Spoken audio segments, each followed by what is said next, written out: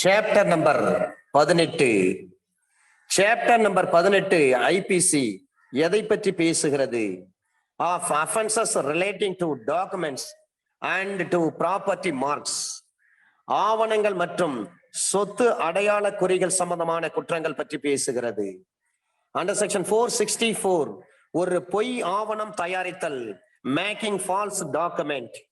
ஒரு பொய் ஆவணம் தயாரித்தலை பற்றி அண்டர் செக்ஷன் 464ல சொல்றாங்க. இந்த 464ல லாஸ்ட் டைம் பல உதாரணங்கள் நம்ம சொல்லியிருக்கிறோம். அண்டர் செக்ஷன் 465 இவ்வாறு 464ல நீங்கள் ஒரு பொய்யான ஆவணத்தை தயாரிச்சிருக்கிறீங்க. அந்த பொய்யான ஆவணத்தை தயாரித்ததற்கு உங்களுக்கு தண்டனையை பற்றி அண்டர் செக்ஷன் 465 ஐபிசில தான் சொல்லப்பட்டிருக்கிறது. பனிஷ்மெண்ட் ஃபார் ஃபோர்ஜரி, பொய்யாவணம் புனைதலை செய்கிற ஒருவர் 2 ஆண்டுகள் வரை சிறை தண்டனையோ அல்லது அபராதமோ அல்லது இரண்டும் சேர்த்து விதிக்க முடியும். அண்டர் செக்ஷன் 466 நீதிமன்றத்தின் பதிவு கட்டு அல்லது பொது பதிவேடு முதலியவற்றை போலியாக தயாரித்தல். கோர்ட் பண்டல் மாதிரி இவரே தயாரிப்பாரு. கோர்ட்ல இருக்கிற பெயில் ஆர்டர் மாதிரி, சுப்ரீம் கோர்ட் ஆர்டர் மாதிரி இவர் ஒரு ஃபோகஸான ஆர்டர் கொண்டு வந்து ஜெயில கொடுத்து அக்யூஸ்ட ரிலீஸ் பண்ணி விட்டுருவாரு. அப்ப நீதிமன்றத்தினுடைய பதிவு கட்டு மாதிரி அல்லது பொது பதிவேடு முதலியவற்றை போலியாக தயாரித்தல், forgery of record of court or public register etcetera. ஒரு நீதிமன்றத்தினுடைய பதிவு கட்டு அல்லது ஒரு பர்த் சர்டிபிகேட் அல்லது ஒரு ஞானஸ்நான பேப்டிஸ்ட் எடுப்பாங்க பாருங்க, கிறிஸ்டியானிட்டி, ஒரு ஞானஸ்நானம் அல்லது ஒரு திருமணம் சம்பந்தமாக அல்லது ஒரு டெத்து சம்பந்தமான ஒரு பதிவு, ஒரு மின்னணு பதிவு ஒரு பொது ஊழியரால் அல்லது அவரது பணியின் பொழுது, அரசு பணியின் பொழுது உத்தியோக முறையில் தயாரிக்கப்பட்ட ஒரு உறுதி சான்றிதழை அல்லது ஒரு வழக்கு தொடர்வதற்கு அல்லது எதிர் வழக்கு தொடர்வதற்கு, அதில் நடவடிக்கை எதையும் எடுப்பதற்கு அல்லது வாதியின் கோரிக்கை பற்றி ஒரு தீர்ப்புக்கு ஒப்புதல் அளிப்பதற்குள்ளே ஒரு அதிகாரப்பூர்வமான ஆவணத்தை போலியாக யார் தயார் செய்கிறார்களோ அந்த நபர்களுக்கு 7 ஆண்டுகள் வரை சிறை தண்டனை பிளஸ் ஃபைன். என்னென்ன விஷயங்கள் இதுல சொல்லியிருக்காங்க பாருங்க sir. Whoever forges a document or an electronic record purporting to be a record or proceeding of a or in a court of justice or a register of birth or birth certificate அல்லது baptism, ஞானஸ்நானம் அல்லது marriage அல்லது பரியல், சவ அடக்க பதிவேடுகள் or a register kept by a public servants, இந்த விஷயங்கள் ஒரு court bundle இருக்கணும். அப்படின்னா ஒரு பர்த் சம்பந்தமா போலியா தயாரிச்சிருக்கணும், போலி சர்டிபிகேட், அல்லது ஒரு பேப்டிசம் சம்பந்தமா போலியா தயாரிச்சிருக்கணும், அல்லது ஒரு மேரேஜ் சம்பந்தமான ஒரு போலி, அல்லது ஒரு சவம் அடக்கம் செய்யப்பட்டு அந்த பரியல் கிரவுண்ட்ல இருக்கிறவரு ஒரு ரெஜிஸ்டர் ஃபாலோ பண்ணுவாரு. அதே மாதிரி ஒரு போலியா ஒரு ரெஜிஸ்டர் ஃபாலோ பண்றது. இந்த மாதிரி விஷயங்கள் யார் செய்யறாங்களோ அவர்களுக்கு 7 ஆண்டுகள் வரை சிறை தண்டனை பிளஸ் ஃபைன். ஆனா 465 என்ன சொல்றாங்க, 2 வருஷம் தான் ஜெயில் தண்டனை அல்லது ஃபைன் அல்லது 2 சேர்த்துன்னு சொல்றாங்க. ஆனா 466ல கொஞ்சம் அக்ரவேட் ஃபார்மா இருக்குது. இவர் போலியா சுப்ரீம் கோர்ட் வந்து இத பாருங்க பெயில விட்டுட்டாங்கன்னு சொல்லிட்டு ஒரு போகஸா ஒரு ஆர்டரை கொண்டு வருவாரு. அவரை விட்டுற முடியுமா? இத பாருங்க, இவர் பிறந்த தேதியை பாருங்கன்னு சொல்லிட்டு போலியான பர்த் சர்டிபிகேட் கொடுத்து கவர்மெண்ட் வேலையில சேர்ந்துருவாரு. அவரை விட்டுற முடியுமா? இத பாருங்க, இவர் கிறிஸ்தவர் தாங்க, ஞானஸ்நானம் எடுத்திருக்காருங்க, இத பாருங்க பேப்டிசம் சர்டிபிகேட் அப்படின்னு சொல்லிட்டு போலியா கொண்டு வந்து கொடுக்குறாரு. அவரை விட்டுற முடியுமா? இத பாருங்க திருமணம் நடந்துச்சுங்க அப்படின்ட்டு போலி திருமண சர்டிபிகேட் கொண்டு வந்து கொடுக்குறாரு. அவரை விட முடியுமா? இத பாருங்க, இந்த தேதியில இந்த இவரை வந்து இறந்து போயிட்டாரு, இவரை சவ அடக்கம் பண்ணிருக்காங்க, அந்த பரியல் கிரவுண்ட்ல இருக்கக்கூடிய அந்த பரியாளி அவர் வந்து ரெக்கார்டு வச்சிருக்காரு பாருங்க அப்படின்னு போலியா கொண்டு வந்து கோர்ட்ல ஒப்படைக்கிறாரு. இந்த மாதிரி வேலை யார் செய்யறார்களோ அவர்களுக்கு 7 ஆண்டுகள் வரை சிறை தண்டனை பிளஸ் ஃபைன். அப்ப இன்ஃபர்மேஷன் டெக்னாலஜி ஆக்ட் 2000ல அண்டர் செக்ஷன் 2 சப்செக்ஷன் 1 கிளாஸ் 6 படி, அப்ப தகவல் தொழில்நுட்ப சட்டம் பிரிவு 2 உட்பிரிவு 1 கிளாஸ் 6 அதில் சொல்லப்பட்டிருக்கக்கூடிய படிவத்தில் வைத்து பராமரிக்கப்பட்ட ஒரு பட்டியல், ஒரு விவர குறிப்பு, ஒரு எலக்ட்ரானிக் ரெக்கார்டு, இது எல்லாம் இதுல அடங்கும். ஞானஸ்நானம் என்று சொன்னால் கிறிஸ்தவ மதத்துல சிறு குழந்தைக்கும் ஞானஸ்நானம் கொடுக்கறாங்க. சில சர்ச்சில் 18 வயசு ஆன பிறகு கன்ஃபர்மேஷன் பண்ணுவாங்க, திடப்படுத்துதல், உறுதிப்படுத்துதல் பண்ணுவாங்க. சில சர்ச்சில் 18 வயசு ஆனாதான் ஞானஸ்நானம் கொடுப்பாங்க. ஒவ்வொருத்தவங்க ஒவ்வொரு மெத்தடை ஃபாலோ பண்ணுவாங்க. ஞானஸ்நானம் எடுத்த பிறகு அவர் இயேசு கிறிஸ்துடைய கொள்கை கோட்பாடுகளை ஏற்றுக்கினாரு, அந்த மதத்தினுடைய கொள்கை கோட்பாடை ஏற்றுக்கினார்னு அர்த்தம். அதுதான் பேப்டிசம். அடுத்தது செக்ஷன் 467 மதிப்புமிக்க ஆவணம் அல்லது உயில் இவற்றை போலியாக தயார் செய்தல், forgery of valuable security, will, etc. ஒரு மதிப்புமிக்க ஆவணம் செக்ஷன் 29 ஐபிஎஸ்ல சொல்றாங்க டாக்குமெண்ட் சொல்றாங்க. செக்ஷன் 30ல சொல்றாங்க வேல்யூபிள் செக்யூரிட்டி, மதிப்புமிக்க ஆவணம். அல்லது செக்ஷன் 31ல சொல்றாங்க வில், உயில். இதெல்லாம் ஐபிஎஸ்ல சொல்லப்பட்டது 29, 30, 31. Document, valuable security, will. அப்ப ஒரு டாக்குமெண்ட், ஒரு உயில் அல்லது ஒரு மகனை தத்து எடு.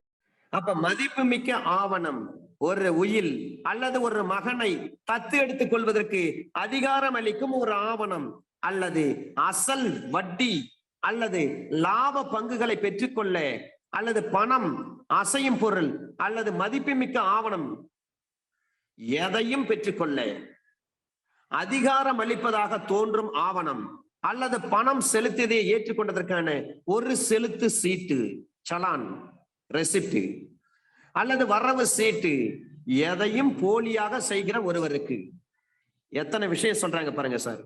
ஒன்று மதிப்புமிக்க ஆவணம், வேல்யூபிள் செக்யூரிட்டி, செக்ஷன் 30 ஐபிசி. இன்னொன்று உயில், செக்ஷன் 31 ஐபிசி, உயில். அடுத்தது ஒரு அடாப்ஷன், இந்த குழந்தைய நாங்க சின்ன வயசுல அடாப்ட் பண்ணிட்டோங்க, இதை பாருங்க சர்டிபிகேட் பாருங்கன்னு சொல்லிட்டு போலியா தயாரிக்கிறாரு, ஒரு தத்து ஆவணம். மூன்றாவது ஒரு அசல், வட்டி, இதை பாருங்க அசலும் கொடுத்துட்டு வட்டியும் கொடுத்துட்டு பாருங்க அப்படின்ட்டு இவரே தயாரிச்சு வச்சிருப்பாரு. மணி லெண்டருக்கு அவர்கிட்ட இருந்து நான் பாரோ பண்ண 1 லட்ச ரூபாய் பாரோ பண்ணிருக்கேன், அந்த பாரோ பண்ண அமௌண்ட்டையும் கொடுத்துட்டேன், அசலையும் கொடுத்துட்டேன், வட்டியும் கொடுத்துட்டேன், இதை பாருங்க அவரே எழுதி கையெழுத்து போட்டிருக்காரு அப்படின்ட்டு நம்மால் கொண்டு வந்து ஒரு சின்ன நோட்டை காட்டுவாரு ஃபேப்ரிகேட் பண்ணி. சில நேரங்கள்ல 2-3 பேர் சேர்ந்து ஷேர் பண்ணிருப்பாங்க. ஒரு ரியல் எஸ்டேட் 2-3 பேர் சேர்ந்து ஆளுக்கு 50 லட்சம் போட்டு 1 கோடி ரூபாய்க்கு 1 ஏக்கர் நிலத்தை வாங்கி ரியல் எஸ்டேட் பண்ணுவாங்க. இந்த நேரத்துல கோ ஷேரரை ஏமாற்றும் பொருட்டு லாப பங்குகளை பெற்றுக் கொள்வதற்கு எனக்கு தான் உரிமை இருக்கு, இதை பாருங்க அன்றைக்கு நீங்க எல்லாம் கையெழுத்து போட்டிருக்காங்க, இவங்க எல்லாம் கையெழுத்து போட்டிருக்காங்க, அதனால எந்த பிளாட் வித்தாலும் இந்த ரியல் எஸ்டேட்ல எனக்கு தான் வந்து அந்த பணத்தெல்லாம் என்கிட்ட தான் கொண்டு வந்து கொடுக்கணும், அதுல கிடைக்கக்கூடிய லாபம் எல்லாம் எனக்கு தான் சொந்தம், இதை பாருங்க எங்களுடைய கோ ஷேரர்லாம் எனக்கு கையெழுத்து போட்டு ஒரு டாக்குமெண்டே கொடுத்துருக்காங்கன்னு சொல்லிட்டு இவர் வாடிக்கையாளர்கிட்ட பொய்யான ஒரு டாக்குமெண்ட்டை ரெடி பண்ணி காட்டுவாரு, ஃபேப்ரிகேட் பண்ணி. அல்லது ஜிபிஏ என்று சொல்லக்கூடிய ஜெனரல் பவர் ஆஃப் அட்டர்னி. அப்ப அந்த ஜெனரல் பவர் ஆஃப் அட்டர்னியை பற்றி இந்தியன் எவிடன்ஸ் ஆக்ட்ல செக்ஷன் 85ல தான் சொல்லி இருக்கிறாங்க.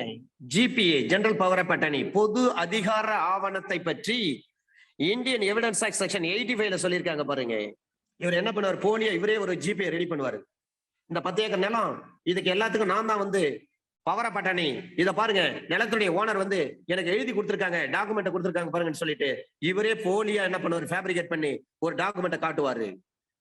அதை நம்பி சில பேர் சரியா விசாரிக்காம என்ன பண்ணிடுவாங்க, அந்த நிலத்தை வாங்கிடுவாங்க பணம் கொடுத்து.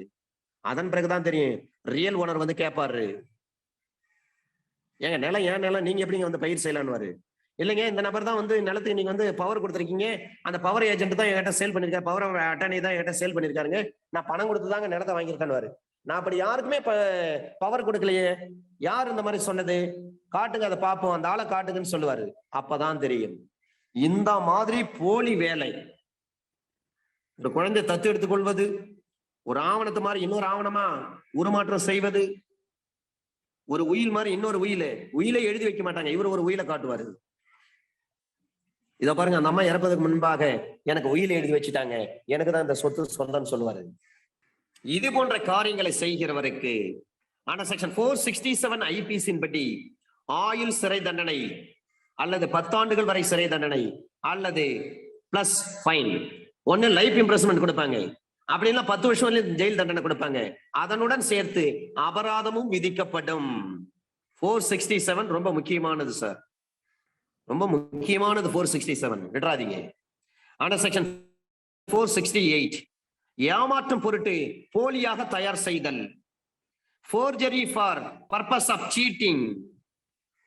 அப்ப போலியாக தயார் செய்யப்பட்ட ஒரு ஆவணம் அல்லது ஒரு எலக்ட்ரானிக் ரெக்கார்டு, மின்னணு பதிவுறு, இதை ஏமாற்றும் பொருட்டு பயன்படுத்தப்பட வேண்டும் என்ற உட்கருத்தோடு போலியாக செய்கிற ஒருவர் ஏமாத்துறதுக்குன்னே ஃபேப்ரிகேட் பண்றாரு. அப்ப forgery for purpose of cheating, போலியாக தயார் செய்யப்பட்ட ஒரு ஆவணம் அல்லது எலக்ட்ரானிக் ரெக்கார்டு, மின்னணு பதிவுறுவை ஏமாற்றும் பொருட்டு பயன்படுத்தப்பட வேண்டும் என்ற உட்கருத்து கொண்டு போலியாக செய்கிற ஒருவர் 7 ஆண்டுகள் வரை சிறை தண்டனை விதித்து தண்டிக்கப்படுவார், பிளஸ் ஃபைன்.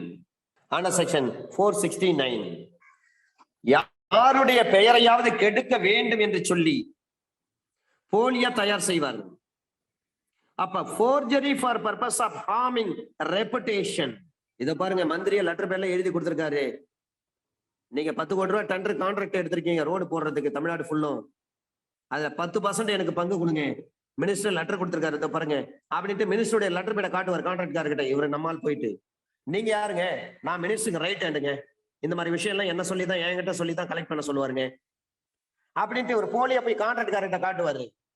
அப்ப அதனுடைய அர்த்தம் என்ன? கான்ட்ராக்ட்காரரை ஏமாத்தணும். அப்ப யார் பேரை பயன்படுத்தணும்? மினிஸ்டர் பேரை பயன்படுத்தணும். மினிஸ்டர் கொடுத்த மாதிரி ஒரு லெட்டர் இவரே ரெடி பண்ணி போவாரு. அப்ப ஏமாற்ற வேண்டும் என்ற எண்ணத்தோடு போலியாக தயார் செஞ்சிருக்காரு. மினிஸ்டர் லெட்டர் மாதிரி இவர் ஒரு லெட்டர் அடிச்சிருக்காரு. அப்ப அவருக்கு 7 ஆண்டுகள் வரை சிறை தண்டனை பிளஸ் ஃபைன். 17/10/2000 இந்த தேதியிலிருந்து இன்ஃபர்மேஷன் டெக்னாலஜி ஆக்ட்ல இது வருது சார், சேர்த்து வருது. அண்டர் செக்ஷன் 469, யாருடைய பெயரையேனும் கெடுக்கும் பொருட்டு forgery for purpose of harming reputation. இந்த 469 படிக்கிறீங்கன்னு சொன்னால் 507 ஐபிசியும் பாருங்க, பிறகு பார்க்க போறோம். 506, 7, 8, 9, 10, 11 இந்த சீரிஸ் ஆஃப் செக்ஷன் வந்து ரொம்ப முக்கியம். 506 வந்து கிரிமினல் இன்டிமிடேஷன் பார்ட் 1 பார்ட் 2 இருக்கு. 507 மொட்டை பெட்டிஷன் போடுறது, அனானிமஸ் லெட்டர். 508 சாமி கண்ணை குத்திடுன்னு சொல்லிட்டு மிரட்டி சில விஷயங்களை செய்வாங்க, பிறகு பார்க்கலாம். இப்ப யாருடைய பேரையாவது கெடுக்கணும்னு சொல்லிட்டு போலிய ஒரு ஆவணம் தயாரிக்கிறாங்க. எடுத்துக்காட்டு, கல்லூரியில் படிக்கக்கூடிய ஒரு மாணவர் அதே கல்லூரியில் படிக்கக்கூடிய சக தோழிக்கு ஒரு காதல் கடிதம் எழுதுவது போல வேற ஒரு நண்பர் எழுதி அதை கொடுத்திருப்பாங்க. அந்த கடிதத்தை பெற்றுக்கொண்ட அந்த மாணவி கோபத்துடைய உச்சத்துக்கு போவாங்க, நடவடிக்கை எடுக்கணும், சட்ட நடவடிக்கை எடுக்கணும், அந்த ஸ்டூடெண்ட்டை விட்டுறக்கூடாதுன்னு நினைப்பாங்க. அதன் பிறகு போலீஸ் விசாரிக்கிறாங்கன்னு வச்சுங்க. அந்த நேரத்தில் தான் தெரியுது அந்த லெட்டரு இந்த ஸ்டூடெண்ட் எழுதல, இந்த ஸ்டூடெண்ட் கையெழுத்து மாதிரி வேற யாரோ ஒருத்தர் எழுதி அந்த நல்ல ஸ்டூடெண்டுடைய பேரை கெடுக்கணும்ன்றதுக்காக, நல்லா படிக்கிற அந்த ஸ்டூடெண்ட்டுக்கு இருக்கக்கூடிய அந்த மான மரியாதை புகழ் இவற்றை மழுங்கடிக்க வேண்டும் என்பதற்காக சில பேர் அந்த நல்லா படிக்கிற ஸ்டூடெண்ட் எழுதுன மாதிரியே ஒரு லவ் லெட்டர் எழுதியிருப்பாரு. அல்லது அப்பா நல்லா வசதியா இருப்பாரு, இல்ல பக்கத்து வீட்டுக்காரர் நல்லா வசதியா இருப்பாரு, பக்கத்து வீட்டுக்காரர் எழுதி ஒரு கடிதம் கொடுத்த மாதிரி இவர் ரெடி பண்ணிட்டு போயிட்டு வேற ஒரு ஆள்கிட்ட கொடுத்து பணம் வாங்குவாரு. அந்த பக்கத்து வீட்டுக்காரருக்கும் அந்த நபருக்கும் இடையில நல்ல ரிலேஷன்ஷிப் இருக்கும். அதை பயன்படுத்தி நம்மால இத பாருங்க, அவர் தான் கொடுத்தாருங்க, இந்த லெட்டர் கொடுத்திருக்காரு பாருங்க, உங்ககிட்ட போயிட்டு ஒரு 1 லட்ச ரூபாய் பணம் வாங்கிக்க சொன்னாருங்க, அதனால தான் சார் வந்தான்னு. நம்மால சார் ரைட், நம்ம நண்பர் தானே லெட்டர் கொடுத்திருக்காருன்ட்டு 1 லட்ச ரூபாய் கொடுத்திருப்பாரு. 1 லட்ச ரூபாய் கொடுத்துட்டு பிறகு போன் போட்டு சொல்லுவாரு, இந்த மாதிரி நீங்க ஒரு நபரை அனுப்புனீங்களே 1 லட்ச ரூபாய் கொடுக்க சொன்னீங்க, நான் 1 லட்ச ரூபாய் கொடுத்திருக்கேன்னு சொல்லுவாரு. அப்பதான் அந்த பக்கத்து வீட்டுக்காரருக்கு தெரியும், நான் அந்த மாதிரி எந்த ஒரு ஆளையும் அனுப்பலீங்களே, நான் அனுப்புறதுன்னா நேரடியாக உங்ககிட்ட போன்ல பேசிட்டு போறேன், நேர்ல கேட்டுருக்கு போறேன், எனக்கு பணம் உங்ககிட்ட கடன் வாங்கணும் அவசியமே கிடையாது அப்படின்னு சொல்லுவாரு. அப்ப இந்த நேரத்துல பணம் கொடுத்து ஏமாந்தவர் என்னன்னு, அவருக்கு என்ன நிலைமை? நம்மள நம்ம ஃப்ரெண்டு கொடுத்த மாதிரியே எழுதி கொடுத்த மாதிரியே ஒரு லெட்டர் இவர் எழுதி ஃபேப்ரிகேட் பண்ணி அதை கொண்டு வந்து நம்ம கிட்ட காட்டி நம்ம கிட்ட இருந்து 1 லட்ச ரூபாய் பணம் வாங்கிட்டு போயிட்டு இருந்தாலே ஏமாத்திட்டாரு இவரு அப்படின்னு சொல்லிட்டு, இதனால யாருக்கு இழப்பு? பணம் கொடுத்த இவருக்கும் இழப்பு. அதே சமயத்துல அவருடைய நண்பருடைய பேருக்கு இருந்த நல்ல பேரை கெடுத்துட்டா இருப்பாரு, புகழை கெடுத்துட்டா இருப்பாருங்க. அப்ப எவருடைய பெயரை ஏனும் கெடுக்கும் பொருட்டு போலியாக தயார் செய்தல். நல்ல திறமையான ஒரு மந்திரி இருப்பாரு, 1 பைசா கக்கன் மாதிரி, ஐயா காமராஜர் மாதிரி ஒரு நல்ல தலைவர் இருக்கிறாங்க. ஆனா அவங்க தான் வந்து லெட்டர் கொடுத்திருக்காங்க, உங்ககிட்ட ஒரு 1,00,000 ரூபாய் பணம் வாங்கிட்டு வர சொன்னாங்க அப்படின்னு சொல்லிட்டு அவங்க கொடுத்த மாதிரியே இவர் ஒரு லெட்டரை ஏற்பாடு பண்ணிட்டு போயிட்டு ஃபேப்ரிகேட் பண்ணிட்டு வேற ஒருத்தர்கிட்ட கொடுத்து அந்த லெட்டரை காட்டி பணம் வாங்கிட்டு வராரு. இப்ப என்ன அர்த்தம்? நேர்மையா பணிபுரிந்த அந்த நபருடைய பெயருக்கு களங்கத்தை ஏற்படுத்திட்டாரு, அவங்க பேரு கெடுக்கிறாரு. இவரை விட்டுற முடியுமா? அந்த செக்ஷன் 469 IPC படி அவருக்கு 3 ஆண்டுகள் வரை சிறை தண்டனை பிளஸ் ஃபைன். பேரு கெடுக்கிறதுக்குன்னே இந்த மாதிரி எல்லாம் பண்ணுவாங்க சில பேரு, ஏமாந்துறாதீங்க. ஆனா செக்ஷன் 470 IPC போலியாக தயார் செய்யப்பட்ட ஆவணம் அல்லது ஒரு மின்னணு பதிவுறு, ஒரு ஆவணம் முழுவதுமாகவோ அல்லது ஆவணத்துல ஏதாவது ஒரு பகுதி, கடைசி பேஜ்ல கூட சில பேர் என்ன பண்ணுவாங்க, ஃபேப்ரிகேட் பண்ணிடுவாங்க. அப்ப ஒரு ஆவணம் முழுசும் ஃபேப்ரிகேட் பண்ணலாம், அல்லது அந்த ஆவணத்துல ஏதாவது ஒரு முக்கியமான இடம் உயில் எழுதிட்டே வருவாங்க. கடைசி அந்த உயில் நான் இறந்த பிறகு இன்னாருக்கு போய் சென்றடையணும் அப்படின்னு ஒரு லைன் இருக்கும். அந்த பேருக்கு பதிலா இவர் இடையில ஒரு ஷீட்டை உள்ள நுழைச்சிருப்பாரு, திணிச்சிருப்பாரு, சொருகி இருப்பாரு. அதுல அந்த அம்மா கிட்ட உயில் எழுதுறாங்க பாருங்க, எக்ஸிக்யூட்டார், அவங்க கிட்ட கையெழுத்து வாங்கிட்டு இருப்பாரு. அந்த அம்மா கரெக்டா படிச்சுட்டே வருவாங்க கையெழுத்து போட்ட பிறகு, பதிவு செஞ்சிட்ட பிறகு. ஆனா அந்த பக்கத்துல படிக்கிறப்ப தெரியும், என்னங்க 3வது பக்கத்துல வந்து 2வது பக்கத்துல நான் வந்து என்னுடைய பேத்திக்கு தானே இந்த சொத்து போகணும்னு எழுதி வச்சிருக்கேன், நீங்க என்ன உங்க பேரை எழுதிருக்கீங்க. அப்ப கண்டுபிடிச்சிடலாம் சில நேரங்கள்ல. அப்ப அந்த டாக்குமெண்ட், முழு டாக்குமெண்ட்டை ஃபேப்ரிகேட் பண்ணலாம், அல்லது அதுல ஏதாவது ஒரு பார்ட்டை கூட ஃபேப்ரிகேட் பண்ண முடியும். ஒரு ஆவணம் முழுவதுமோ அல்லது பகுதியோ பொய்யாக தயாரிக்கப்பட்டிருக்கின்ற பொழுது அது போலியாக தயார் செய்யப்பட்ட ஆவணம் என்றுதான் அழைக்கப்படும். It can be called as a forgery document, fabrication of document under section 471. அப்படி போலியா தயாரிக்கிறாங்க, அப்படி போலியாக தயார் செய்யப்பட்ட அந்த ஆவணத்தை அல்லது அந்த எலக்ட்ரானிக் ரெக்கார்டை உண்மையான ஆவணம் சொல்லிட்டு பயன்படுத்துறோமா இல்லைங்களா? முதல்ல போலியா தயாரிச்சு வச்சிருக்காரு, ஒரு கள்ள நோட்டு வச்சிருக்கிறாரு. கள்ள நோட்டு வச்சிருந்தாலே குற்றம். அந்த கள்ள நோட்டை எடுத்துட்டு போயிட்டு கடையில கொடுத்து பொருள் வாங்கிட்டு அந்த பணத்தை கொடுத்து பயன்படுத்துறாரு. கடைக்காரர் கேட்கிறாரு, என்னங்கன்றாரு, இந்தாங்க 100 ரூபாய் பணம் சார் அப்படின்றாரு. நான் வாங்கின பொருளுக்கு 100 ரூபாங்க, அப்படி 100 ரூபாய் தாள் கொடுக்குறேன், உங்களுக்கு எவ்வளவு பணமோ அதை எடுத்துட்டு மீதி சில்லறை கொடுங்கன்றாரு. கடைக்காரர் வாங்குறாரு, வாங்கி அந்த தாளை பாக்குறப்பே கண்டுபிடிச்சிட்டாரு அது கள்ள நோட்டுன்னு. அப்ப கள்ள நோட்டை உண்மை என்று, ஒரு உண்மையான நோட்டு என்று இவர் கடையில போய் யூஸ் பண்ணார் பாருங்க, பயன்படுத்தினார் பாருங்க, அதுவே குற்றம். அதை போலத்தான் ஒரு பொய்யான ஆவணத்தை தயார் செய்து விட்டு அந்த ஆவணத்தை, இதான் உண்மையான ஆவணம், இத பாருங்க அவரு ரவி தான் எழுதி கொடுத்தாருங்க, உங்ககிட்ட வந்து பணம் 50,000 வாங்கிட்டு வர சொன்னாருங்க, இத பாருங்க அவர் கையெழுத்து போட்டு கொடுத்துருக்காரு பாருங்க அப்படின்னு சொல்லிட்டு இவர் பொய்யாகவே ரவி எழுதுன மாதிரி எழுதி எல்லாத்தையும் ரெடி பண்ணிட்டு சோமு கிட்ட வந்து கொடுத்திருப்பாரு. சோமு கிட்ட கேட்பாரு, ரவி என்ன தான் அனுப்புனாருங்க, உங்ககிட்ட வந்து 50,000 பணம் வாங்கிட்டு வர சொன்னாருங்க, இதை பாருங்க அவர் ஒரு துண்டு சீட்டை எழுதி கையெழுத்து போட்டு கொடுத்துருக்காரு பாருங்க அப்படின்ட்டு அந்த சீட்டை காட்டுவாரு சோமு கிட்ட. அப்ப பொய்யானதை தயாரிச்சிருக்கிறாரு நம்மால, ரவி எழுதி கையெழுத்து போட்ட மாதிரி. அத உண்மையா ரவி எழுதி கையெழுத்து போட்டது என்று சொல்லி அதை பயன்படுத்துறாரு, சோமு கிட்ட கொண்டு வந்து கொடுக்கிறாரு, பயன்படுத்துறாரு. அதை பயன்படுத்தி சோமு கிட்ட இருந்து 50,000 பணத்தை பறிப்பதற்கு ட்ரை பண்றாரு.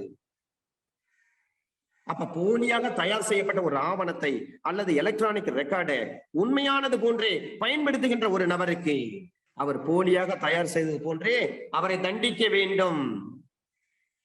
465ல என்ன அஃபென்ஸோ அதே அஃபென்ஸை கொடுத்துருங்க. 2 ஆண்டுகள் சிறை தண்டனை அல்லது ஃபைன் அல்லது இரண்டும் சேர்த்து விதிக்க முடியும். அல்லது 467 படி தண்டனை கொடுத்துருங்க. அது எந்த இடத்துல பயன்படுத்துறாரோ அதுக்கு தகுந்த மாதிரி தண்டனை கொடுக்கணும். ஒரு கோர்ட் கட்டு மாதிரி இவர் ஃபேப்ரிகேட் பண்ணிட்டாரா, ஒரு பிறப்பு, இறப்பு, ஞானஸ்நானம், ஒரு திருமணம், இந்த மாதிரி அவரு ஃபேப்ரிகேட் பண்ணிருக்காரா, 7 ஆண்டுகள் வரை சிறை தண்டனை பிளஸ் ஃபைன்.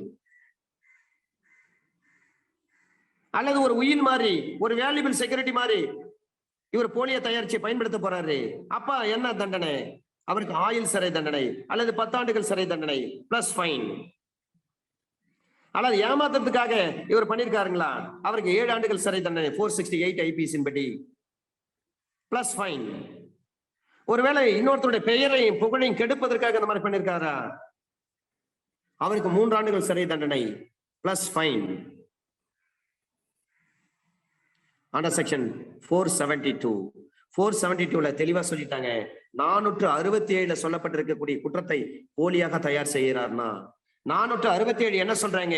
ஒரு மதிப்புமிக்க ஆவணம், ஒரு உயில், ஒரு மகனை தத்தெடுத்துக் கொள்வதற்கான அதிகாரம் அளிக்கக்கூடிய ஒரு ஆவணம், அசல், வட்டி, லாப பங்குகள், பணம், அசையும் பொருள், மதிப்புமிக்க ஆவணம்,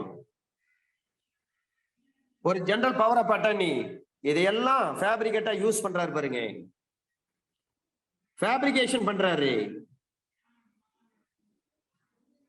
அப்படி 467வது பிரிவில் தண்டிப்பதற்குரிய ஒரு குற்றத்தை போலியாக எதையேனும் செய்யும் பொருட்டு பயன்படுத்தப்பட வேண்டும் என்ற உட்கருத்து கொண்டு ஒரு பதிவை செய்வதற்காக ஒரு முத்திரை, ஒரு தகடு அல்லது வேறு கருவி, ஒரு வேல்யூபிள் டாக்குமெண்ட் ஃபேப்ரிகேட் பண்ணுன்னு சொல்லிட்டு ஒரு சீல் வச்சிருப்பாரு, அல்லது ஏதாவது அதை தயாரிப்பதற்கு ஒரு கருவி வச்சிருப்பாரு, அல்லது ஏதாவது தகடு வச்சிருப்பாரு. பென்சில் போட்டு அடிக்கிறேன் பாருங்க. சுவர்ல ஆர்டிஸ்ட் எல்லாம் என்ன பண்ணுவாங்க? ஓவியர்கள்லாம் பென்சில் போர்டு அடிப்பாங்க. அந்த மாதிரி ஆக 467 செய்வதற்கு அந்த நபர் ஒரு இன்டென்ஷனலி டு சீட் அதர்ஸ் அப்படின்னு சொன்னால், அவர்கிட்ட அவர் என்னென்ன பொருள் வீட்டுல வச்சிருக்காரு, ஆபீஸ்ல வச்சிருக்காரு, கைவசம் வச்சிருக்காரு, பொசஷன்ல இருக்கிறதோ அந்த முத்திரை அல்லது தகடு அல்லது ஒரு பதிவை செய்வதற்காக ஒரு கருவி, இதை யார் பொசஷன்ல வச்சிருக்காரோ அவருக்கு 7 ஆண்டுகள் வரை சிறை தண்டனை பிளஸ் ஃபைன். அண்டர் செக்ஷன் 473 வேற மாதிரி வகையில அவரை தண்டிக்கக்கூடிய ஒரு போலியாக தயார் செய்யும் உட்கருத்தோடு ஒரு கள்ள முத்திரை, இவற்றை செய்தல் அல்லது வைத்திருத்தல். அப்ப making or possessing counterfeit seal etc with intent to commit forgery punishable otherwise. 467வது பிரிவில் சொல்லப்பட்டிருக்கக்கூடிய குற்றம் அல்லாமல் வேற வகையில சொல்லப்பட்ட குற்றத்துக்கு தண்டிக்கக்கூடிய ஒரு போலியாக எதையாவது செய்திருந்தால் அல்லது அவற்றை செய்வதற்காக அல்லது பயன்படுத்த வேண்டும் என்ற உட்கருத்து கொண்டு ஒரு பதிவை செய்வதற்காக ஒரு முத்திரை, ஒரு தகடு அல்லது வேற கருவி. 472 தெளிவா சொல்லிட்டாங்க. 472 467 சொல்லப்பட்டிருக்கக்கூடிய விஷயங்கள். அப்ப 467 ஐபிசி எதை பற்றி பேசுகிறது? ஒரு மதிப்புமிக்க ஆவணம், ஒரு உயில் அல்லது ஒரு மகனை தத்தெடுத்துக் கொள்வதற்கான அதிகாரம் அளிக்கும் ஆவணம் அல்லது அசல், வட்டி அல்லது லாப பங்குகளை பெற்றுக்கொள்ள அல்லது பணம் அல்லது அசையும் பொருள் அல்லது மதிப்புமிக்க ஆவணம் எதையும் போலியா செய்யறாருன்னா 467 ஐபிஎஸ்ல ஆயுள் தண்டனை அல்லது 10 ஆண்டுகள் வரை சிறை தண்டனை பிளஸ் ஃபைன். இந்த விஷயத்துக்கு செய்யறதுக்கு எல்லாத்துக்கும் அவர் வீட்டுல கருவி வச்சிருக்காரு, ஆபீஸ்ல கருவி வச்சிருக்காரு, தகடு வச்சிருக்காரு, முத்திரை வச்சிருக்காரு, சீல் வச்சிருக்காருன்னா 472 படி அவருக்கு 7 ஆண்டுகள் தண்டனைன்னு சொல்லிட்டாங்க. இதுவே 473 சொல்றாங்க, இந்த 467 ஐபிசி தவிர வேற தண்டனை, வேற குற்றங்களை செய்யறதுக்கு, போலியான முத்திரை தயாரிக்கிறதுக்கு இவர் சீல் வச்சிருக்காரு, வீட்டுல ஒரு தகடு வச்சிருக்காரு, அல்லது இவற்றை தயாரிப்பதற்கு ஒரு கருவி வச்சிருக்காரு, அவருக்கு 7 ஆண்டுகள் வரை சிறை தண்டனை பிளஸ் ஃபைன். ஆனா செக்ஷன் 474 466வது பிரிவில் சொல்லப்பட்டிருக்கு. 466 என்ன? கோர்ட் பண்டல் மாதிரி இவருங்க போகஸா ஒரு பெயில் ஆர்டர், போகஸா இந்த பாருங்க இந்த கேஸ்ல இருந்து விடுதலை ஆயிட்டுன்னு சொல்லுவாரு. போகஸா இவர் 2வது திருமணம் செய்வதற்காக நான் ஏற்கனவே முதல் மனைவியை டைவர்ஸ் பண்ணிட்டேன், இத பாருங்க கோர்ட்ல இருந்து டிவோர்ஸ் ஆர்டர் பாருங்கன்னு சொல்லிட்டு இவரே போகஸா ஒரு ரெடி பண்ணுவார், ஃபேப்ரிகேட் பண்ணுவாரு. கோர்ட்ல இருந்து முதல் மனைவியோட நான் டைவர்ஸ் ஆயிட்டேன்னு சொல்லிட்டு, அல்லது இத பாருங்க இவர் கிறிஸ்தவர் தாங்க, ஞானஸ்நானம் எடுத்துட்டாருங்க அப்படின்னு சொல்றது, இத பாருங்க அவருக்கு திருமணம் நடந்துருச்சுங்க அப்படின்னு சொல்றது, இத பாருங்க அந்த நபர் இறந்துட்டாரு, அவரை அடக்கம் பண்ணிருக்காங்க, அந்த பரியல் கிரவுண்ட்ல இருக்கக்கூடிய பரியாளி அவரு ஒரு நோட்டு வச்சிருக்காரு, அதுல பதிவு பண்ணி வச்சிருக்காருங்க அப்படின்னு போலியை இவரே தயாரிக்கிறது. இதுதான் 466. அதுக்கு 7 வருஷம் சிறை தண்டனை பிளஸ் ஃபைன் சொல்லியிருக்காங்க 466க்கு. அந்த 466வது பிரிவில் சொல்லப்பட்டிருக்கக்கூடிய குற்றங்களை அல்லது 467வது பிரிவில் சொல்லப்பட்டிருக்கக்கூடிய குற்றங்களை இது சம்பந்தமாக ஒரு ஆவணத்தை அல்லது ஒரு எலக்ட்ரானிக் ரெக்கார்டு மின்னணு பதிவுறுவை பொய்யாக செய்யப்பட்டது என்று தெரிஞ்சே அதை உண்மை என்று பயன்படுத்துறாரு. ஃபேப்ரிகேட் தான் பண்ணிருக்காங்கன்னு தெரியுது, திருட்டு பொருள் தான் தெரியுது, இருந்தாலும் அதை பயன்படுத்துறது. கள்ள நோட்டுன்னு தான் தெரியும், இருந்தாலும் அதை பயன்படுத்துறது. இந்த மாதிரி 466 467 படி பொய்யாக புனையப்பட்டதுன்னு தெரியும், தெரிஞ்சு அதை பயன்படுத்துறாரு. அப்ப அவருக்கு என்ன தண்டனை தர முடியும்? 7 ஆண்டுகள் வரை சிறை தண்டனை பிளஸ் ஃபைன். இதுதான் 474. ஆனா செக்ஷன் 475 475 என்ன சொல்றாங்கன்னா 467வது பிரிவில் விவரிக்கப்பட்டிருக்கக்கூடிய ஆவணங்களுக்கு. அப்ப 467வது பிரிவு எதை பத்தி சொல்றாங்க? ஒரு வேல்யூபிள் செக்யூரிட்டி, ஒரு வில் உயில், ஒரு அடாப்ஷன் டீடு, ஒரு அசல் வட்டி, ஒரு லாப பங்கு, ஒரு பணம், ஒரு அசையும் பொருள், இதை பற்றி போலியாக தயாரித்தால் ஆயுள் சிறை தண்டனை அல்லது 10 ஆண்டுகள் வரை சிறை தண்டனை பிளஸ் ஃபைன் சொல்றாங்க 467. அந்த 467வது பிரிவில் சொல்லப்பட்டிருக்கின்ற இந்த ஆவணங்களுக்கு அட்டஸ்டேஷன் பண்றாரு பாருங்க, ஒரு நோட்டரி பப்ளிக் அல்லது கமிஷனர் ஆஃப் ஓத், உறுதியப்பம் இடுவதற்கு பயன்படுத்தப்படும் சாதனம் அல்லது குறியை கள்ளத்தனமாக தயாரித்தல் அல்லது கள்ள தயாரிப்புக்கு குறிப்பிடப்பட்ட பொருளை கைவசம் வைத்திருத்தல்.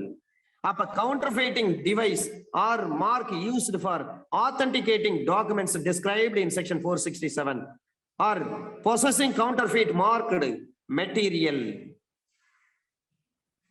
467வது பிரிவில் விவரிக்கப்பட்டிருக்கக்கூடிய ஒரு ஆவணம் எதற்கும் உறுதி செய்யப்படும் பொருட்டு பயன்படுத்தப்படும் சாதனம் அல்லது குறி எதையும் அந்த ஆவணங்களை உண்மையானது போன்று தோன்ற செய்கிற வகையில் அதில் போலி சாதனம் அல்லது போலி குறி எதனையும் பொருத்தும். ஒருவர் போலியாக செய்யப்பட்ட அந்த பொருளை யார் கைவசம் வச்சிருக்கிறாரோ அவருக்கு 7 ஆண்டுகள் வரை சிறை தண்டனை பிளஸ் ஃபைன். 475 சொல்றாங்க, 467 ஐபிசில சொல்லப்பட்ட குற்றங்களை செய்வதற்காக ஏதாவது பொருளை நீங்க வீட்டுல வச்சிருக்கீங்க, ஏதாவது கருவி வீட்டுல வச்சிருக்கீங்க, எனவே உங்களுக்கு 7 ஆண்டுகள் சிறை தண்டனை பிளஸ் ஃபைன். ஆனா செக்ஷன் 476 சொல்றாங்க, அதே 467 சொல்லப்பட்டிருக்கக்கூடிய அந்த ஆவணங்கள் இல்லாத மற்ற ஆவணங்கள் 467 என்னென்ன ஆவணங்கள் சொல்லியிருக்காங்க? ஒரு உயில், ஒரு வேல்யூபிள் செக்யூரிட்டி, ஒரு அடாப்ஷன் டீடு, ஒரு பணம் அசல் வட்டி, ஒரு ஷேர், ஒரு அசையும் பொருள், இது இல்லாத மற்ற ஆவணங்கள் மற்ற டாக்குமெண்ட் சில பேர் ஃபேப்ரிகேட் பண்ணிருப்பாங்க பாருங்க. அப்ப சில பேர் 476 ஐபிஎஸ்ல கேஸ் போட்டவனே டிஃபென்ஸ் எடுப்பாங்க. இல்லைங்க 467 இப்படி தாங்க சொல்லிருக்கீங்க, இந்த டாக்குமெண்ட் பண்ணாதாங்க ஃபோர்ஜரி, மற்றதெல்லாம் கிடையாதுங்க அப்படின்னு சில பேர் நினைப்பாரு. அப்ப 467 ஐபிஎஸ்ல சொல்லப்பட்ட டாக்குமெண்ட் தவிர வேற டாக்குமெண்ட் இருந்தாலும் 476 ஐபிஎஸ் படி அவருக்கு தண்டனை கொடுக்க முடியும். 7 ஆண்டுகள் வரை சிறை தண்டனை பிளஸ் ஃபைன். நாம 476 ஐபிஎஸ்ல கேஸ் வந்து ட்ரையல் நடத்துறப்ப டிஃபென்ஸ் எடுக்கவே முடியாது.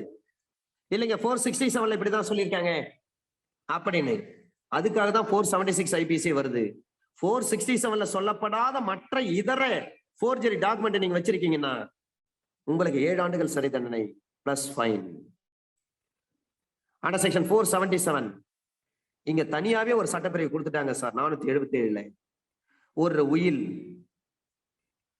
ஒரு தத்து எடுக்க அதிகாரம் அளிக்கும் பத்திரம் அல்லது மதிப்புமிக்க ஆவணத்தை மோசடியாக ரத்து செய்தல், அழித்தல்.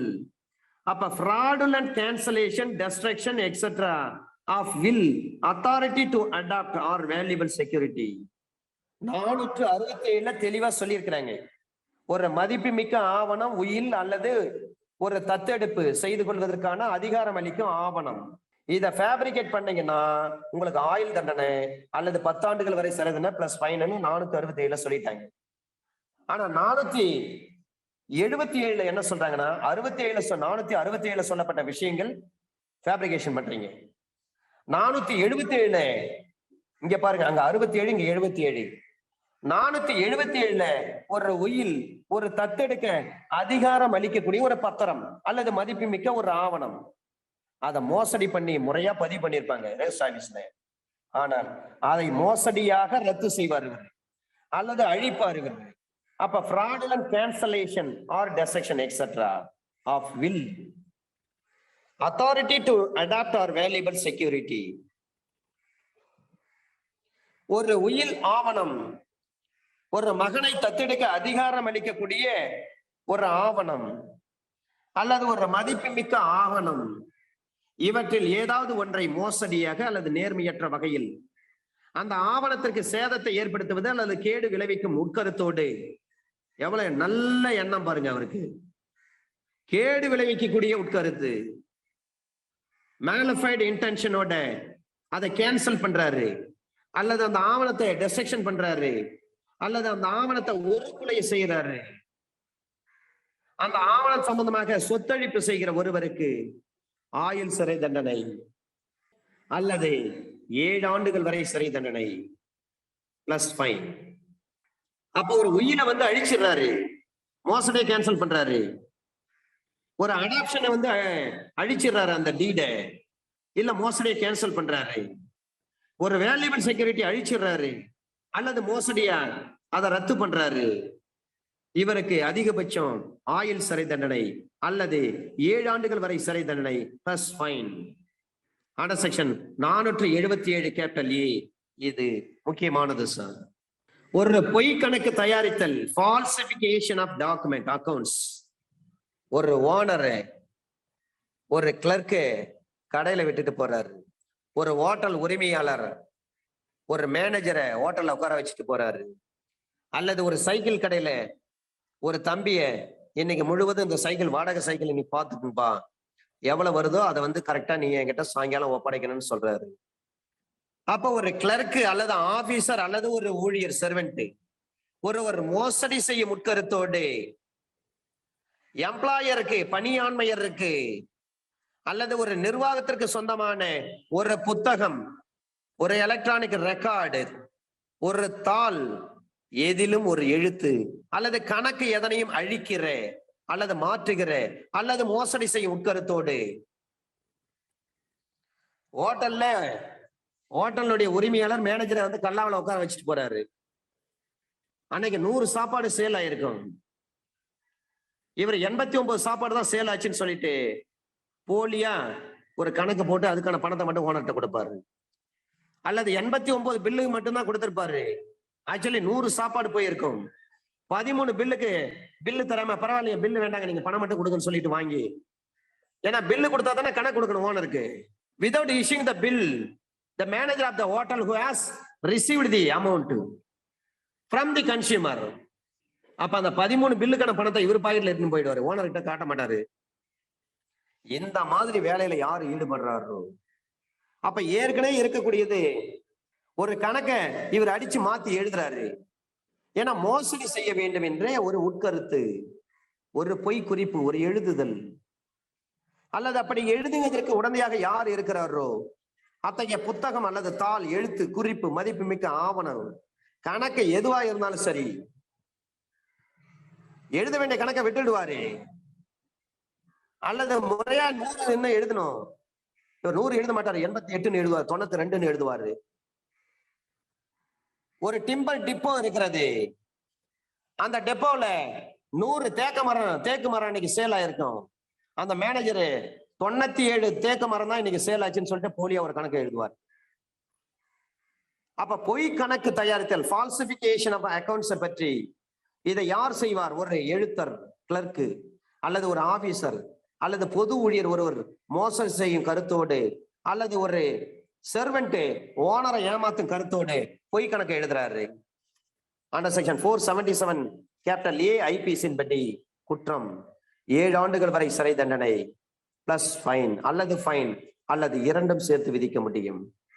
17/10/2000 முதல் இது நடைமுறைக்கு வருது சார். இதுல ஒரு எக்ஸ்பிளனேஷன் சொல்லி இருக்கிறாங்க. இந்த பிரிவின்படி உள்ள எந்த குற்றச்சாட்டிலும் அது குறித்த ஒருவரை மோசடி செய்ய உட்கருத்து கொள்ளப்பட்டது என்று பெயரிட்டு சொல்லாமல் மோசத்திற்கு உள்ளாகக்கூடிய பொருளாக கருதப்பட்ட எந்த ஒரு குறிப்பிட்ட தொகையும் குறிப்பிடாமலும் எந்த குறிப்பிட்ட நாளில் குற்றம் செய்யப்பட்டதோ அந்த நாளை குறிக்காமலும் பொதுவாகவே மோசடி செய்யும் உட்கருத்து இருந்ததாக சொல்லப்பட்டால் அதுவே போதும். என்ன அழகா சொல்லியிருக்காங்க பாருங்க. என்னைக்கு இந்த அக்கரன்ஸ் நடந்தது, டேட் ஆஃப் அக்கரன்ஸ் சொல்லணும்னு அவசியம் இல்லை. 406 ஐபிசிக்கும் அதுதான் சொல்றாங்க. எந்த தேதியில நடந்துச்சுன்னு சொல்லணும்னு அவசியம் கிடையாது. ஏ என்பவர் பி வந்து ஏமாற்றும் பொருட்டு அப்ப மோசடி செய்ய உட்கருத்து கொள்ளப்பட்டது என்று பெயரிட்டு சொல்லாமல் இருந்தாலும் பரவாயில்லை. அந்த மோசத்திற்கு உள்ளாகக்கூடிய பொருளாக கருதப்பட்ட எந்த ஒரு குறிப்பிட்ட தொகையும் குறிப்பிடாமல் இருந்தாலும் பரவாயில்லை. எந்த நாளில் அந்த குற்றம் செய்யப்பட்டதோ அந்த நாளை சொல்லாமல் இருந்தாலும் பரவாயில்லை. ஆனால் பொதுவாக மோசடி செய்ய உட்கருத்து இருந்ததாக சொல்லப்பட்டாலே போதும். என்ன ஏமாற்ற இவர் முயற்சி பண்ணாரு, அதை மட்டும் சொன்னா போதும். இவருக்கு 7 ஆண்டுகள் சிறை தண்டனை அல்லது ஃபைன் அல்லது 2 சேர்த்து விதிக்க முடியும். ஒரு உயர்நீதிமன்ற சுருக்கெழுத்தர் போலியான வகையில் ஜாமீன் உத்தரவை தயாரிச்சவர் அண்டர் செக்ஷன் 477 கேபிட்டல் ஏ ஐபிசியின் படி அவர் குற்றவாளி. ஒரு விவசாயி ஒருவர் ஒரு உரத்திற்கான விண்ணப்பத்தில் கையொப்பமிட்டதாக ஒரு பேங்க் மேனேஜர் போலி ஆவணம் தயாரித்து இவரே லோன் எடுத்துறாரு. பேங்க் மேனேஜர் அந்த மாதிரி பண்ணுவாங்க. இந்த ஃபார்மருக்கு தான் லோன் சொல்லிட்டு அந்த ஃபார்மர் கிட்ட எல்லா டாக்குமெண்ட்டையும் வாங்கிக்குவாரு, கையெழுத்தெல்லாம் வாங்கிக்குவாரு. ஒரு மாசம் கழிச்சு ஒரு மாசத்துக்குள்ள உங்களுக்கு சாங்ஷன் சொல்லிடுவாரு. சொல்லிட்டு ஒரு மாசம் கழிச்சு விவசாயி வந்து கேட்பாரு, என்ன சார் ஒரு மாசம் லோன் சாங்ஷன் பண்ணி தரேன்னு சொன்னீங்க, இது வரையும் லோன் கிடைக்கலன்னு. அப்ப மேனேஜர் சொல்லுவாரு, இல்லைங்க ஆர்எம் கிட்ட அனுப்புனேன், ஆர்எம் வந்து இதை ரிஜெக்ட் பண்ணிட்டாரு, இப்போதைக்கு ஃபண்ட் இல்லைன்னு சொல்லிட்டாரு, என்னால ஒன்றும் பண்ண முடியாங்க, நான் எவ்வளவு முயற்சி பண்ணேன், ஆர்எம் முடியாதுன்னு சொல்லிட்டாருங்க. ஆர்எம்னுடைய பேச்சை மீறி என்னால செயல்பட முடியாதுன்னு சொல்லுவாரு. ஆர்எம்னா யாரு? அவர் தான் regional manager. Regional manager for banks. அந்த வங்கிகளுக்கான அந்த வங்கியினுடைய மண்டல மேலாளர், அவர் தான் சாங்ஷனிங் அத்தாரிட்டி அப்படின்னு சொல்லிட்டு இந்த விவசாயி வீட்டுக்கு அனுப்பிடுவாரு. விவசாயி வெக்ஸ் ஆயிடுவாரு. 2 மாசம் எவ்வளவு கஷ்டப்பட்டோம், எவ்வளவு கொட்டேஷன் வாங்கணும், யாருக்கு எவ்வளவு செலவு பண்ணோம், கடைசியில ஒரு மாசம் லோன் கிடைக்குன்னு சொல்லிட்டு இந்த மேனேஜரு ஒரு மாசம் கழிச்சு போய் கேட்டா லோன் இல்லைன்னு சொல்லிட்டாரு, கேட்டா ஆர்எம் சாங்ஷன் பண்ணலன்னு சொல்லிட்டாரு அப்படின்ட்டு மனம் வெறுத்து ஒரு வீட்டுக்கு போயிடுவாரு. இந்த கேப்ல நம்ம மேனேஜர் எல்லா டாக்குமெண்ட்லயும் ஏற்கனவே வாங்கி வச்சுட்டாரு. ஆதார் கார்டுல இருந்து ரேஷன் கார்டுல இருந்து அந்த விவசாயினுடைய பேங்க் டிரான்சாக்சன் பட்டியல்ஸ், அந்த பர்டிகுலர்ஸ் முதற்கொண்டு, அந்த விவசாயினுடைய பத்திரம் முதற்கொண்டு, அந்த விவசாயினுடைய கையெழுத்து முதற்கொண்டு அந்த அப்ளிகேஷன் வாங்கி ரெடியா வச்சிருப்பாரு, போட்டோ முதற்கொண்டு. விவசாயி கிட்ட இப்படி சொல்லிட்டு மேனேஜர் என்ன பண்ணுவாரு, அந்த அப்ளிகேஷனை இவரே வந்து சாங்ஷன் பண்ணி பணத்தை அவர் அக்கௌண்ட்ல வர வச்சு, அந்த விவசாயி ஒரு இல்லிட்ரேட் பர்சனா இருந்தால் அவர்கிட்ட என்ன பண்ணுவாரு, இந்த அப்ளிகேஷன்லாம் ரெடி பண்றப்பவே வித்ட்ரால் ஃபார்ம்லயும் கையெழுத்து வாங்கி வச்சிருப்பாரு ரெடியா மேனேஜர். இந்த மாதிரி நிறைய பேங்க் மேனேஜர் இந்த மாதிரி தப்பெல்லாம் பண்ணுவாங்க. அப்ப இந்த மாதிரி ஒரு விவசாயிக்கு கிடைக்க வேண்டிய ஒரு லோனு விவசாயிக்கு இல்ல சாங்ஷன் ஆகலன்னு சொல்லிட்டு இவரே ஃபேப்ரிகேட் பண்ணி இந்த மேனேஜரே அந்த லோன் அந்த விவசாயி பேர்ல போட்டு எடுத்துருவாங்க பாருங்க. அப்ப அந்த பேங்க் மேனேஜர் மீது எந்த செக்ஷன்ல கேஸ் போட முடியும்? அண்டர் செக்ஷன் 477 கேபிட்டல் ஏ ஐபிசியின் படி கேஸ் போட முடியும். ஒரு அரசு ஊழியர் ஒருத்தர் ஒரு போக்குவரத்து டிரான்ஸ்போர்ட் பர்மிட் இல்லாம பொய்யான பதிவுகளை மேற்கொண்டது இந்த பிரிவின்படி குற்றம். அப்போ ஒரு ஹைகோர்ட்டினுடைய ஸ்டெனோ இந்த மாதிரி வேலையை பார்த்துட்டாரு. போலியான வகையில ஜாமீன் உத்தரவு அவரே ரெடி பண்ணி கொடுத்திருக்காரு. 477 கேபிட்டல் ஏ ஐபிசியின் படி அவருக்கு 7 ஆண்டுகள் வரை சிறை தண்டனை அல்லது ஃபைன் அல்லது 2ம் சேர்த்து விதிக்கப்படும். இதை சொன்ன வழக்கு AIR 1999 supreme court page number 1201. AIR 1999 supreme court page number 1201. அந்த ஹைகோர்ட் ஸ்டெனோ இருக்காங்க பாருங்க, அவங்க ஒரு போலியான பெயில் ஆர்டர் ரெடி பண்ணி கொடுத்தாங்க. 477 கேபிட்டல் ஏ ஐபிசியின் படி அவர் மேல கேஸ். இதை சொன்ன வழக்கு AIR 1999 supreme court page number 1201. அதே போல ஒரு பேங்க் மேனேஜர் ஒரு விவசாயி ஏமாத்துறாரு பாருங்க, உங்களுக்கு லோன் கொடுக்குறேங்க, நீங்க தான் விவசாயம் பண்ணீங்களா, 2 ஏக்கர் நிலம் உங்க பேர்ல தானே இருக்குன்னு கேட்பாரு. ஆமான்னு சொல்றாரு. நிலத்து பத்திரத்தை எல்லாத்தையும் எடுத்துருவாங்க, ஆதார் கார்டுல இருந்து ரேஷன் கார்டுல இருந்து எல்லாத்தையும் கொண்டு வாங்க, உங்க பேங்க்னுடைய டிரான்சாக்சன் இந்த 2-3 வருஷத்துல எவ்வளவு நீங்க டிரான்சாக்சன் நடந்திருக்கு அந்த பர்டிகுலர்ஸும் கொண்டு வாங்க, எல்லாத்தையும் வாங்கிக்குவாரு. வாங்கின போட்டோ எடுத்துட்டு வாங்கன்னு சொல்லுவாரு, எல்லாத்தையும் ஒட்டிடுவாரு, எல்லாத்தையும் ஃபில்அப் பண்ணுவாரு. ஒரு வித்ட்ரால் ஃபார்ம் முதற்கொண்டு எல்லாத்திலையும் விவசாயிகிட்ட கையெழுத்து வாங்கிக்குவாரு. கையெழுத்து வாங்கிட்டு 1 மாசத்துல உங்களுக்கு லோன் வரும், நீங்க போங்க வீட்டுக்கு போங்க நான் பாத்துக்கிறேன்னு சொல்லுவாரு. அதை நம்பி மேனேஜர் தான் தெம்பா சொல்லிட்டாருன்ட்டு இவர் வந்துருவாரு. ஆனா ஒரு மாசம் கழிச்சு போயிட்டு விவசாயி கேட்கறப்ப, இல்லைங்க உங்களுக்கு வந்து சாங்ஷன் ஆகல, ஆர்எம் வந்து இப்போ ஃபண்ட் இல்லைன்னு சொல்லிட்டாரு, ஒன்னும் ஃபீல் பண்ணாதீங்க, அடுத்த முறை நான் பாத்துக்கலாம், நீங்க போயிட்டு வாங்கன்னு சொல்லி அனுப்பிடுவாரு. இந்த கேப்ல மேனேஜர் ஏற்கனவே அந்த விவசாயி கிட்ட அப்ளிகேஷன் எல்லாத்தையும் கரெக்டா ஃபில்அப் பண்ணி வச்சிருப்பாரு. வித்ரால் ஃபார்ம் முதற்கொண்டு எல்லாத்தையும் ரெடி பண்ணி வச்சிருப்பாரு இல்லைங்களா? அதை அப்படியே சாங்ஷன் பண்ணி அந்த விவசாயி பேர்ல இருக்கிற அவர் அக்கௌண்ட்ல இருக்கிற பணத்தை இவரே எடுத்து செலவு பண்ணிடுவார். அந்த மாதிரி கேஸ் நான் நிறைய அட்டன் பண்ணியிருக்கேன். இப்படி எல்லாம் செய்யறாங்கன்னா இவங்களுக்கு under section 477 capital A IPC படி குற்றம். இதை சொன்னவளுக்கு AIR 1974 supreme court page number 1354. AIR 1974 supreme court page number 1354. ஏங்க நீங்க 420 ஐபிஎஸ்ல தானே கேஸ் போடணும்னு நினைக்காதீங்க. 477 கேபிட்டல் ஏ ஐபிஎஸ்ல தான் கேஸ் போட முடியும் பேங்க் மேனேஜர் மீது. AIR 1974 supreme court page number 1354.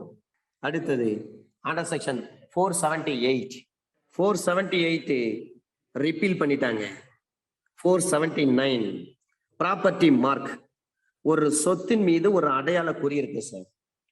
ஒரு அசையும் பொருள் ஒருவருக்கு சொந்தமானது என்பதை குறித்து காட்டுவதற்காக பயன்படுத்தப்படும் ஒரு குறி சொத்துரிமை குறி என்ற அர்த்தம். அசையும் பொருளை பத்தி தான் பேசுறாங்க ஐபிஎஸ்ல, அசைய பொருளை பத்தி சொல்லல. 479 ஒரு அசையும் பொருள் ஒருவருக்கு சொந்தமானது என்பதை குறித்து காட்டுவதற்காக பயன்படுத்தப்படும் ஒரு குறி, அது சொத்துரிமை குறி என்று அழைக்கப்படும். அதுதான் ப்ராப்பர்ட்டி மார்க். 480 ரிப்பீல்டு. 481 பொய்யான சொத்துரிமை குறியை உபயோகித்தல். சொத்துரிமை குறினா 479.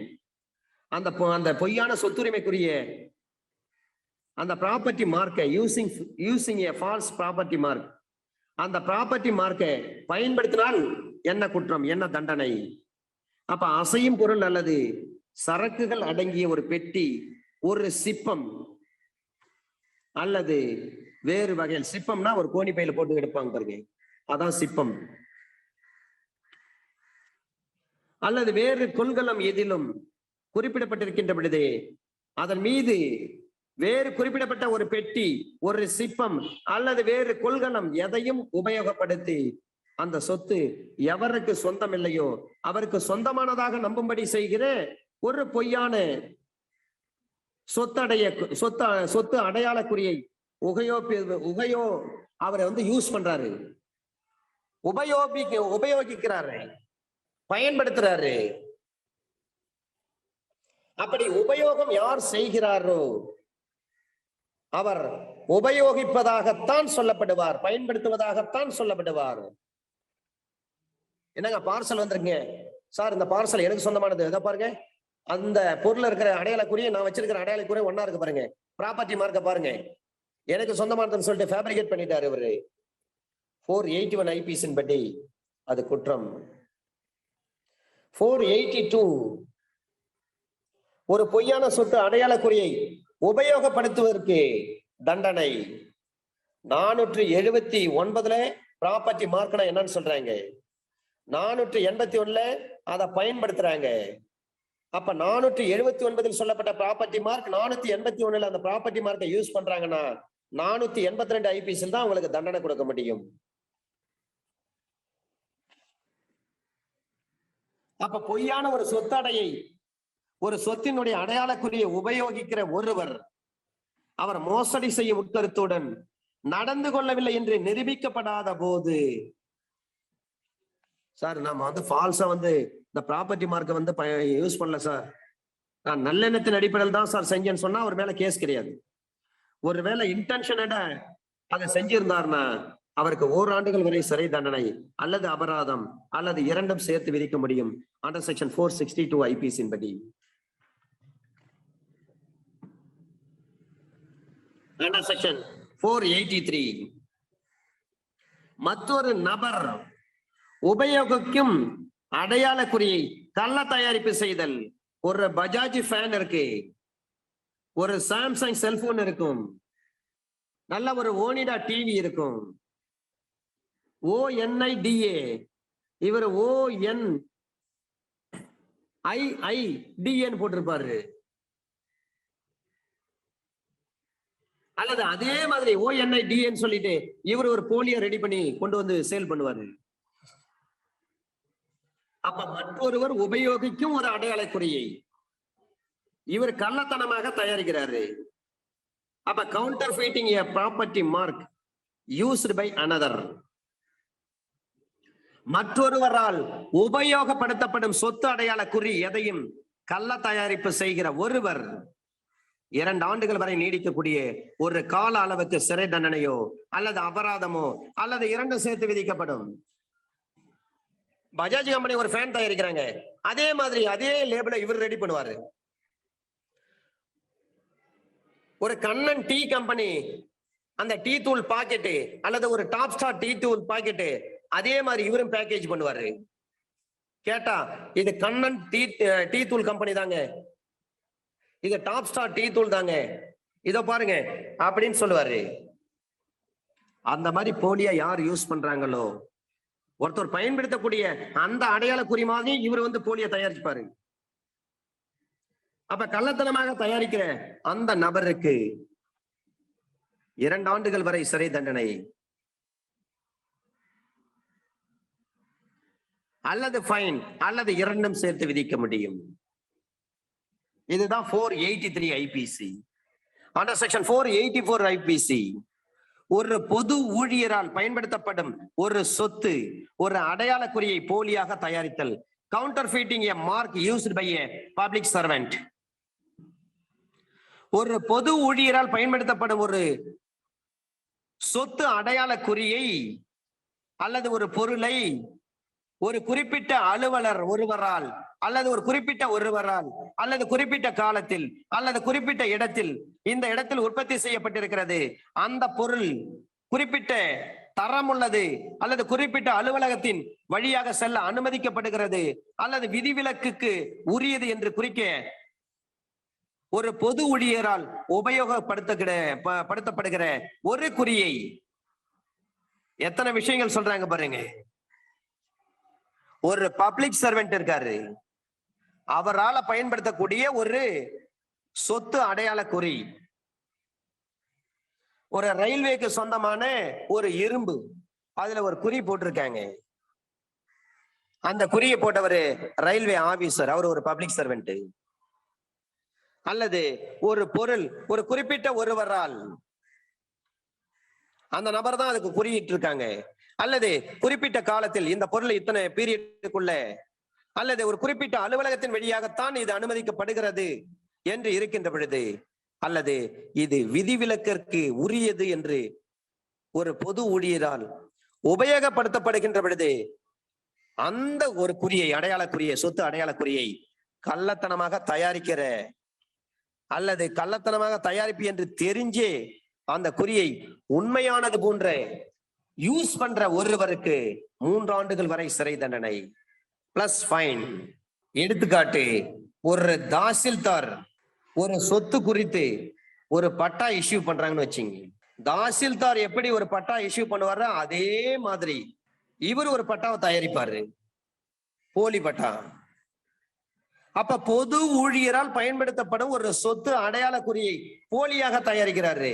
போலி பட்டா தயாரிச்சு எவ்வளவு பேர் வந்து சேல் பண்றாங்க.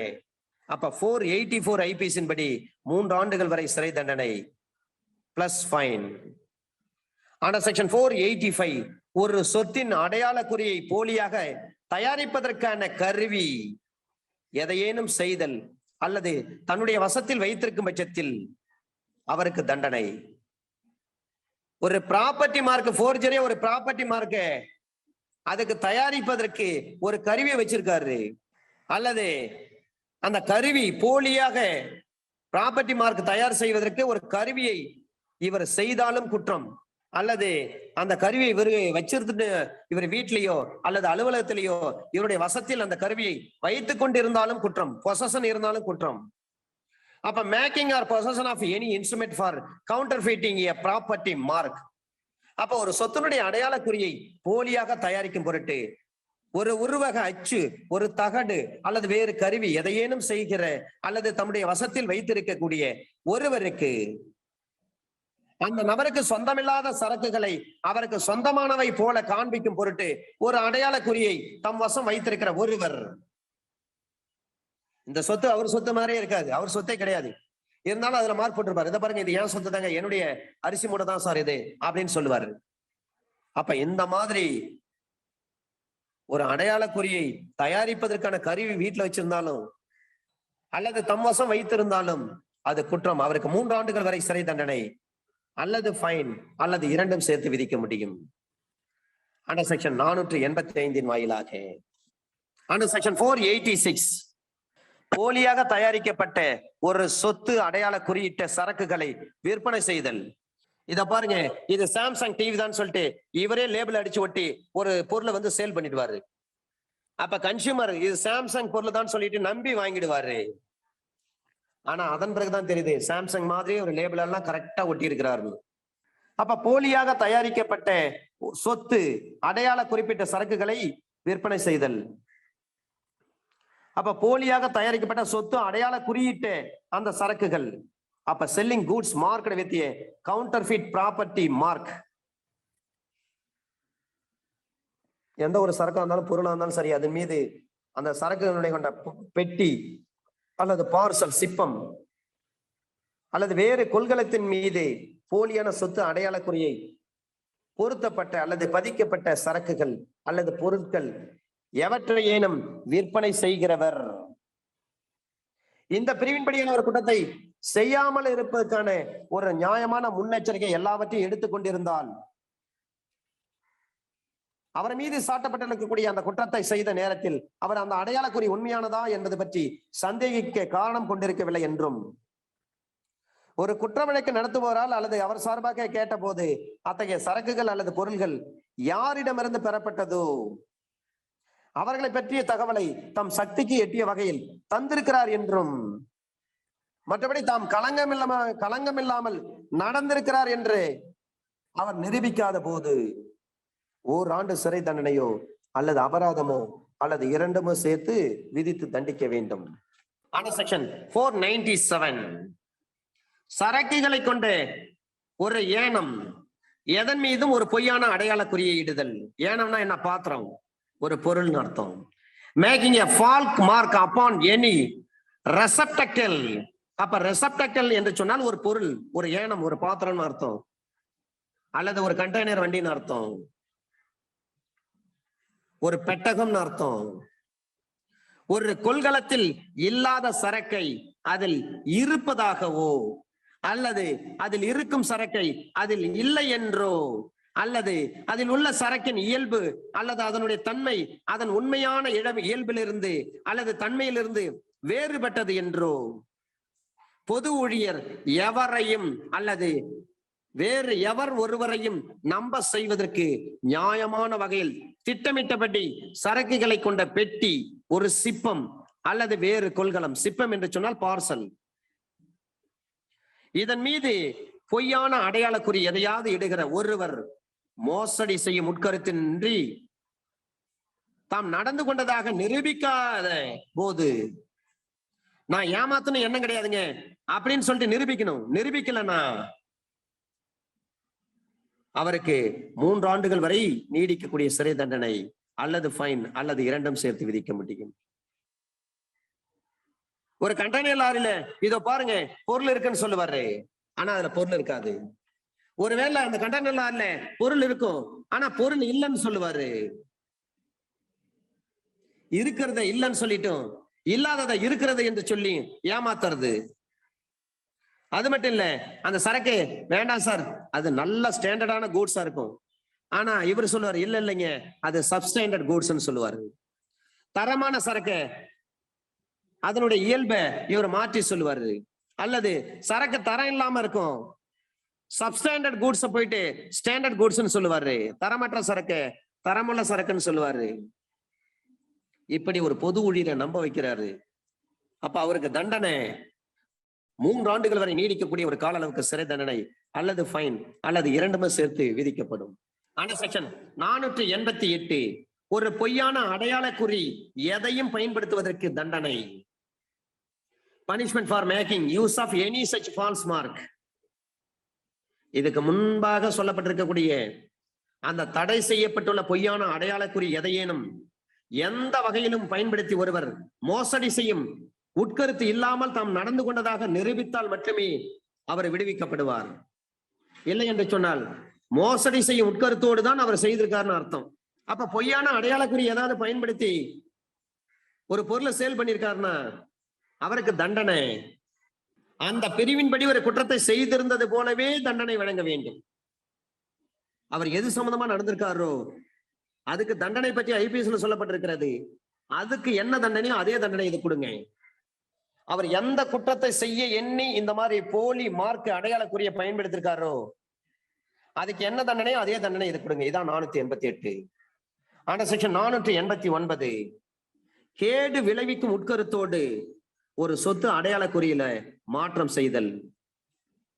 சில பேர் நிலத்துல அத்துக்கல் இருக்கும், ஒரு அடி அந்தாண்ட தூக்கி நைட்டா அந்த அத்துக்கல்ல பிடுங்கி வேற ஒரு இடத்துல நட்டுருவாரு. அல்லது ஒரு வழிகாட்டி இருக்கும், அந்த வழிகாட்டி வலது பக்கம் திரும்பி இருக்கும். சில பேர் என்ன பண்ணுவாங்க, அத இடது பக்கம் திருப்பி விட்டுருவாங்க. வெளியில இருந்து ஒரு டூரிஸ்ட் வர்றாருன்னா ரைட்ல போறது பதிலா வழிகாட்டியை பார்த்துட்டு லெப்ட்ல போயிடுவாரு. அவருக்கு ஒரு கேடு ஏற்பட்டு இருக்கும். அல்லது ஒரு அசைய சொத்து இருக்கு, அசையா சொத்து இருக்கு. அந்த சொத்து பாத்தீங்கன்னா தயாரித்த ஒரு மருந்து இருக்கிறது மருத்துவமனையில. அந்த மருந்து மேனுபேக்சர் டேட்டை போட்டிருப்பாங்க, எக்ஸ்பைரி டேட்டும் போட்டிருப்பாங்க. அந்த மருந்து விற்க கூடாதுன்னு சில பேர் என்ன பண்ணுவாங்க, மேனுபேக்சர் 10/10/2021 எக்ஸ்பைரி 11/10/2021 போட்டிருப்பாரு. அப்ப கேடு விளைவிக்கும் உட்கருத்தோடு ஒரு சொத்தினுடைய அடையாள குறியை மாற்றம் செய்தல், அல்லது அநேகமாக கேடு விளைவிக்க கூடும், கண்டிப்பா இது நடக்குன்னு தெரிஞ்சு ஒரு சொத்தினுடைய அடையாள குறி எதையும் அப்புறப்படுத்துகிற, அழிக்கிற அல்லது உருக்குலைகிற. அப்ப உருக்குலைவு செய்யறாரு, டிஃபேஸ் பண்றாரு, அவருக்கு ஓராண்டுகள் வரை சிறை தண்டனை அல்லது அபராதம் அல்லது இரண்டும் சேர்த்து விதிக்கப்படும்.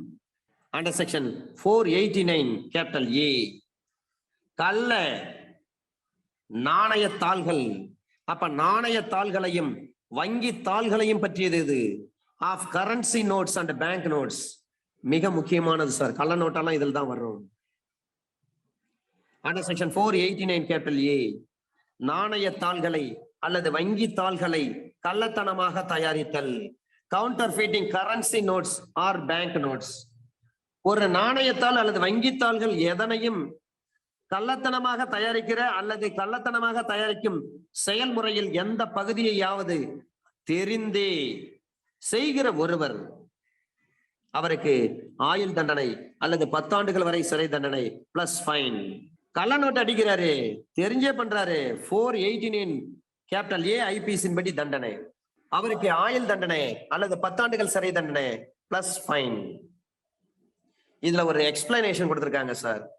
இந்த 489 கேபிட்டல் பி சி டி இ இந்த பிரிவுகளின் நோக்கங்களை பொறுத்த மட்டில் வங்கித்தாள் என்னும் ஒரு தொடர், ஒரு கடனுறுதி சீட்டு பிராமிசரி நோட், அல்லது உலகத்தின் எந்த பகுதியிலாவது வங்கி தொழில் நடத்தும் எவராலும் எந்த ஒரு நபராலும் அந்த தாளை கொண்டு செல்பவருக்கு கேட்டதும் பணம் தருவதான ஒன்று அல்லது அரசு அல்லது தனி பேரரசால் எதனின் கீழாவது வெளியிடப்படும் பணத்துக்கு சமமாக அல்லது அதற்கு பதிலாக பயன்படுத்தப்படும் நோக்கங்கள் கொண்டது என்று அர்த்தம்.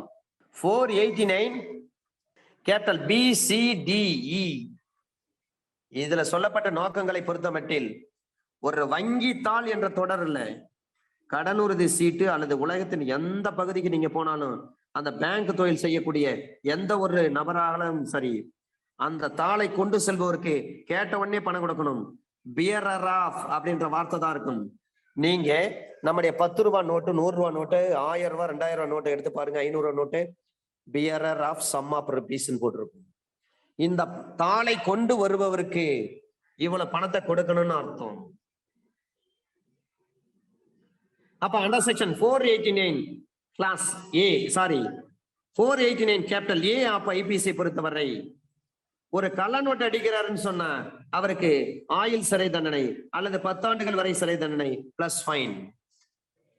அண்டர் செக்ஷன் 489 கேபிட்டல் பி போலியாக தயார் செய்யப்பட்ட அல்லது கள்ளத்தனமாக தயாரிக்கப்பட்ட நாணயத்தாள்களை அல்லது வங்கித்தாள்களை உண்மையானது போல பயன்படுத்து. அது கள்ள நோட்டு அடிச்சாவே ஆயுள் தண்டனை இல்ல 10 வருஷம் பிளஸ் ஃபைன் சொல்றாங்க. 489 ஏவ்ல. பில சொல்றாங்க யூசிங் அஸ் ஜென்யூன். அந்த கள்ள நோட்டு அடிச்சதை கொண்டு போயிட்டு உண்மையான நோட்டு மாதிரி கடையில கொடுத்து மாத்துறீங்க. அப்ப போலியாக செய்யப்பட்ட அல்லது கள்ளத்தனமாக தயாரிக்கப்பட்ட நாணயத்தாள்களை, வங்கித்தாள்களை அது போலியானத செய்யப்பட்டது என்று, கள்ளத்தனமாக தயாரித்தது என்று தெரிஞ்சிருந்தும் அல்லது போலி நோட்டு கள்ள நோட்டுன்னு தெரிந்து அதற்கு நம்புவதற்கு போதுமான காரணம் இருந்து வேற ஒருவருக்கு விற்பனை செய்கிற அல்லது அவரிடமிருந்து வாங்குகிற அல்லது பெறுகிற அல்லது வேறு வகையில் செலாவணி செய்கிற அல்லது உண்மையானது போல பயன்படுத்துகிற ஒருவருக்கு ஆயுள் சிறை தண்டனை அல்லது 10 ஆண்டுகள் வரை சிறை தண்டனை பிளஸ் ஃபைன். 489 தயாரிச்சாவே குற்றம். 489 கேபிட்டல் ஏவ்ல. கேபிட்டல் பில சொல்றாங்க அப்படி போலியா தயார் செய்யப்பட்ட அந்த கள்ள நோட்டை பயன்படுத்தினால, கள்ள பேங்க் நோட்டை பயன்படுத்தினாலே உங்களுக்கு ஆயுள் தண்டனை அல்லது 10 வருஷம் ஜெயில் தண்டனை பிளஸ் ஃபைன். வெளிநாட்டு பணம் இருந்தாலும் எப்படி வந்துச்சுன்னு நம்ம ப்ரூவ் பண்ணணும் சார்.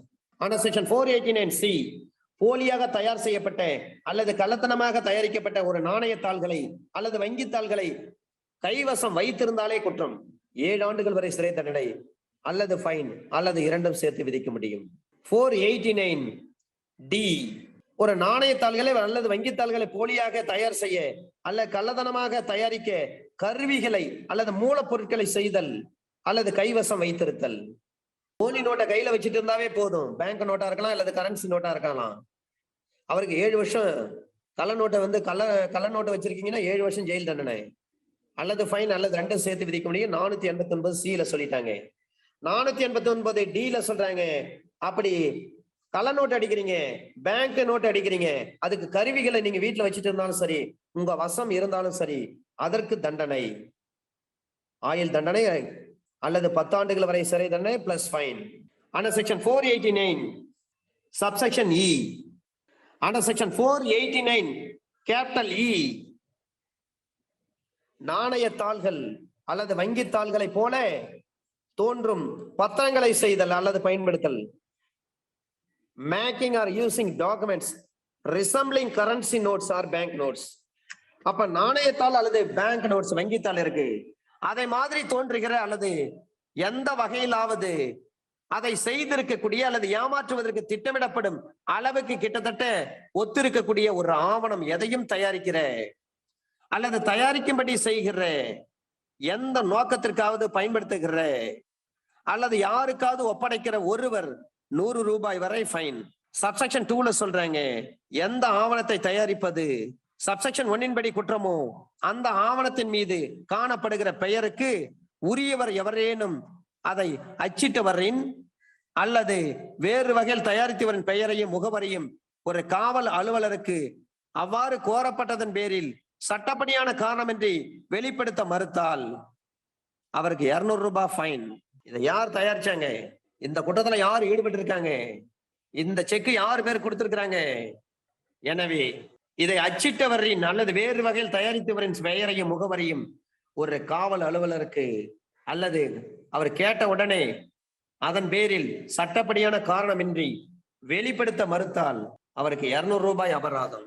சப்செக்ஷன் 3ல சொல்றாங்க எந்த ஆவணத்தை பற்றி சப்செக்ஷன் 1ல ஒரு குற்றத்திற்காக எவரேனும் குற்றம் சாட்டப்பட்டு இருக்கிறாரோ அதன் மீது அல்லது அந்த ஆவணம் சம்பந்தமாக பயன்படுத்துகிற அல்லது விதிக்கப்படுகிற வேறு ஆவணத்தின் மீதும் யார் பெயர்ல வேண்டுமானாலும் அது இருக்கலாம்.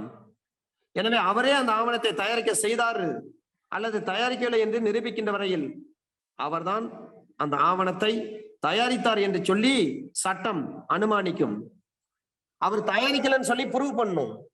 ப்ரூவ் பண்ணாத வரலையும் சட்டம் எப்படி எடுத்துக்குவாங்கன்னா அப்ப இவர் தான் அது போலியான பேங்க் நோட்டை போலியான கரன்சி நோட்டை தயாரிச்சிருக்கான்னு சொல்லிட்டு நீதிமன்றம் கருத்தில் எடுத்துக்கொள்ளும். அண்டர் செக்ஷன் 489E படி இப்போ ஒரு கிளான்ஸ் பாருங்க சார். 489A என்ன சொல்றாங்க? கள்ள நாணய தாள்கள் அல்லது வங்கி தாள்களை அதை தயாரிச்சா குற்றம். அப்ப கள்ள நோட்டு தயாரிச்சாவே குற்றம்னு சொல்றாங்க. 489A அவருக்கு ஆயுள் தண்டனை அல்லது 10 ஆண்டுகள் வரை சிறை தண்டனை அல்லது அது கூட ஃபைனும் போட முடியும். 489B சொல்றாங்க அப்ப போலியாக தயார் செய்யப்பட்ட அல்லது கள்ளத்தனமாக தயாரிக்கப்பட்ட அந்த நாணயத்தால கள்ள நோட்டை நீங்க பயன்படுத்துறீங்க, உங்களுக்கு ஆயுள் தண்டனை அல்லது 10 ஆண்டுகள் வரை சிறை தண்டனை பிளஸ் ஃபைன். தயாரிச்சா 89A குற்றம், தயாரிக்கப்பட்ட கள்ள நோட்டை பயன்படுத்தினா 89B படி குற்றம். 89C படி கள்ள நோட்டு தயாரிப்பதற்காக நீங்க கைவசம் வச்சிருக்கிறீங்க, போலியாக தயார் செய்யப்பட்ட அல்லது கள்ளத்தனமாக தயாரிக்கப்பட்ட நாணயத்தாள்களை வச்சிருக்கிறீங்க, யூஸ் பண்ணல, அப்ப 7 வருஷம் தண்டனை அல்லது ஃபைன். 489A என்பது தயாரிப்பது சார், கள்ள நோட்டை தயாரிப்பது அல்லது பேங்க் நோட்டை தயாரிப்பது அது குற்றம். 489B தயாரிக்கப்பட்ட அந்த கள்ள நோட்டை பயன்படுத்துறீங்க, அது குற்றம். ரெண்டுக்கும் ஒரே சென்டென்ஸ் தான் கொடுக்குறாங்க, ஆயுள் தண்டனை அல்லது 10 ஆண்டுகள் வரை சிறை தண்டனை பிளஸ் ஃபைன். அப்ப கள்ள நோட்டு தயாரிச்ச நோட்டை வீட்டுல வச்சிருக்கீங்க, ஆபீஸ்ல வச்சிருக்கீங்க, கைவசம் வச்சிருந்தாலே அது குற்றம், 7 வருஷம் சிறை தண்டனை அல்லது ஃபைன், 2 விதிக்க முடியும். 489D அந்த நாணயத்தாள்களை அல்லது வங்கித்தாள்களை போலியாக செய்ய அல்லது கள்ளத்தனமாக தயாரிக்க கருவிகளை அல்லது மூலப்பொருளை நீங்க வச்சிருக்கீங்க, அதற்கு ஆயுள் தண்டனை அல்லது 10 ஆண்டுகள் வரை சிறை தண்டனை பிளஸ் ஃபைன். 489E ஒரு நாணயத்தாள்களை அல்லது வங்கித்தாள்களை போல தோன்றும் வகையில் அந்த பத்திரங்களை செய்தல் அல்லது பயன்படுத்துதல், அவருக்கு 100 ரூபாய் ஃபைன். எந்த ஆவணத்தை தயாரிப்பதுன்னு சொல்லி சப்செக்ஷன் 1ல சொல்லப்பட்டிருக்கிறது ஒரு குற்றம் என்று சொல்லப்பட்டிருக்கிறதோ, அந்த ஆவணத்தின் மீது காணப்படுகிற பெயருக்கு உரியவர் யாராவது அதை அச்சிட்டவரின் பெயர் அல்லது வேறு வகையில் தயாரித்தவனுடைய பெயர், முகவரி ஒரு காவல் அலுவலருக்கு அவர் கேட்ட உடனே சட்டப்படி காரணமின்றி வெளிப்படுத்த மறுத்தால் அவருக்கு 200 ரூபாய் அபராதம். வெளிப்படுத்த கூடாதுன்னு சொல்லியிருக்காங்க, ஆனா சொல்லக்கூடாதுன்னு சொன்னா 200 ரூபாய் அபராதம். சப்செக்ஷன் 3ல சொல்றாங்க, எந்த ஆவணத்தை பற்றி அது சப்செக்ஷன் 1 படி 498A எதை பற்றி சார் சொல்றாங்க, நாணயத்தாள்களை அல்லது வங்கித்தாள்களை கள்ளத்தனமாக தயாரித்தல் 489A. 489E என்ன சொல்றாங்க, நாணயத்தாள்கள் அல்லது வங்கித்தாள்கள் போல தோன்றும் ஒரு பத்திரங்களை தயாரிக்கிறது சார்.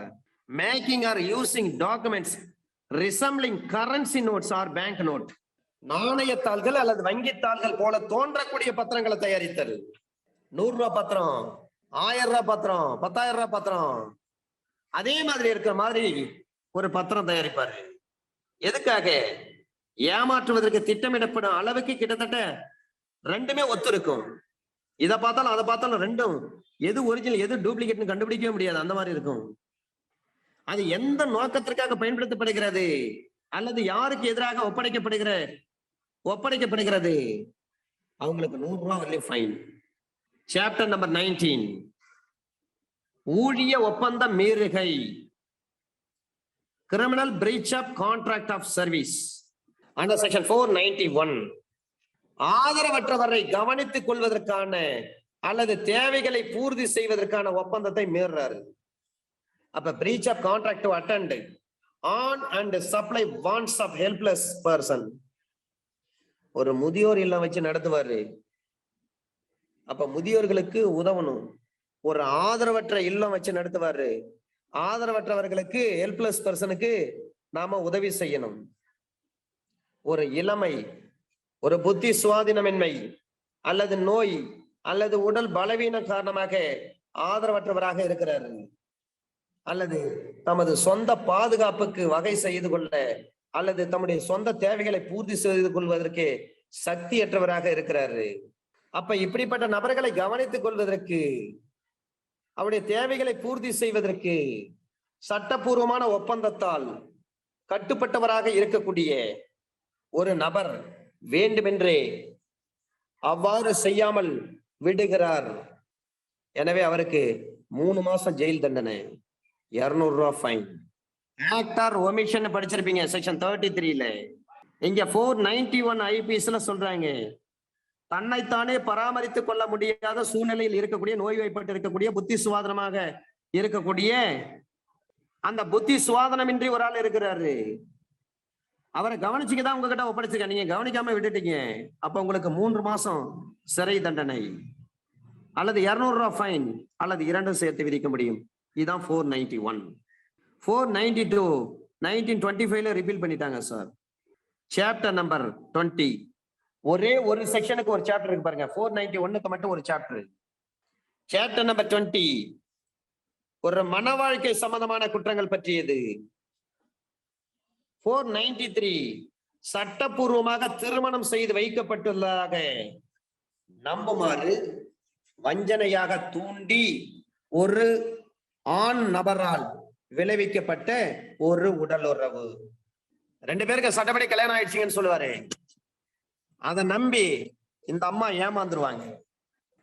தமக்கு சட்டப்படி திருமணம் செய்து வைக்கப்பட்டதாக ஒரு பெண்ணை தமக்கு சட்டப்படி திருமணம் செய்து வைக்கப்பட்டவர் என்று வஞ்சனையாக நம்ப செய்து அந்த நம்பிக்கையின் பேரில் அந்த பெண்ணை தம்முடன் வசிக்க அல்லது சிற்றின்ப உடலுறவு கொள்ள செய்கிற ஒருவர் 10 ஆண்டுகள் வரை சிறை தண்டனை பிளஸ் ஃபைன். நம்ம 2 பேரும் கல்யாணம் ஆயிடுச்சு, வேற வழி கிடையாது, என் கூட தான் நீங்க வாழ்ந்தாகணும் அப்படின்னு சொல்லிட்டு ஒரு வீட்டுல இருப்பாங்க. அல்லது நம்ம 2 பேருக்கும் திருமணம் நடந்து போச்சு அப்படின்னு சொல்லி நம்ப வச்சு அந்த பெண்ணோட இவரு பெட்ட ஷேர் பண்ணுவாரு. அப்ப இது மாதிரி செய்யறாருன்னா செக்ஷன் 493 ஐபிசியின் படி அவருக்கு 10 ஆண்டுகள் வரை சிறை தண்டனை பிளஸ் ஃபைன். ஆனா செக்ஷன் 494 ஒரு கணவர் அல்லது மனைவி உயிரோடு இருக்கின்ற பொழுதே மீண்டும் திருமணம் செய்து கொள்ளுதல். ஒரு கணவன் அல்லது மனைவி உயிரோடு இருக்கின்ற பொழுது வேறு திருமணம் செய்து கொள்ளுகிற கணவன் அல்லது மனைவிக்கு 7 ஆண்டுகள் வரை சிறை தண்டனை விதித்து தண்டிக்கப்பட வேண்டும் பிளஸ் ஃபைன். பைகாமி இதுல ஒரு எக்ஸப்ஷன் சொல்றாங்க சார். கணவன் அல்லது மனைவி செய்து கொண்ட திருமணம் செல்லாதது என்று ஒரு நீதிமன்றத்தால் தீர்ப்பளிக்கப்பட்டிருக்கின்ற பொழுது அந்த நபருக்கு இந்த பிரிவு பொருந்தாது. திருமணமே செல்லாதுன்னு சொல்லி டிக்ளேர் பண்ணிட்டாங்க. அப்ப அவருக்கு இது பொருந்துமா? பொருந்தாது. முந்தைய கணவன் அல்லது மனைவி உயிரோடு இருக்கின்ற பொழுது எந்த ஒரு நபராவது 2வது திருமணம் செய்து கொண்டால் அந்த 2வது திருமணம் நடப்பதற்கு முன்பாக அத்தகைய முதல் கணவன் அல்லது முதல் மனைவி 7 ஆண்டு காலம் உயிரோடு இருக்கிறாரா இல்லையா என்று கேள்விப்பட முடியாமல் இருந்தால் அவருக்கு இந்த பிரிவு பொருந்தாது. இததான் எவிடன்ஸ் ஆக்ட்ல ஆனா செக்ஷன் 108ல சொல்லியிருப்பாங்க.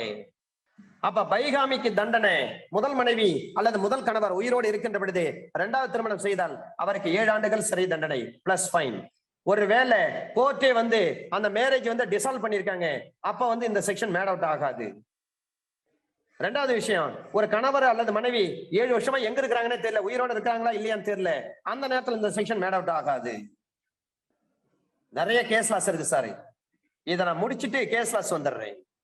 அண்டர் செக்ஷன் 495 யாரோடு 2வது திருமணம் செய்து கொள்கிறாரோ அவரிடம் முந்தைய திருமணம் பற்றி மறைச்சிடுறாரு.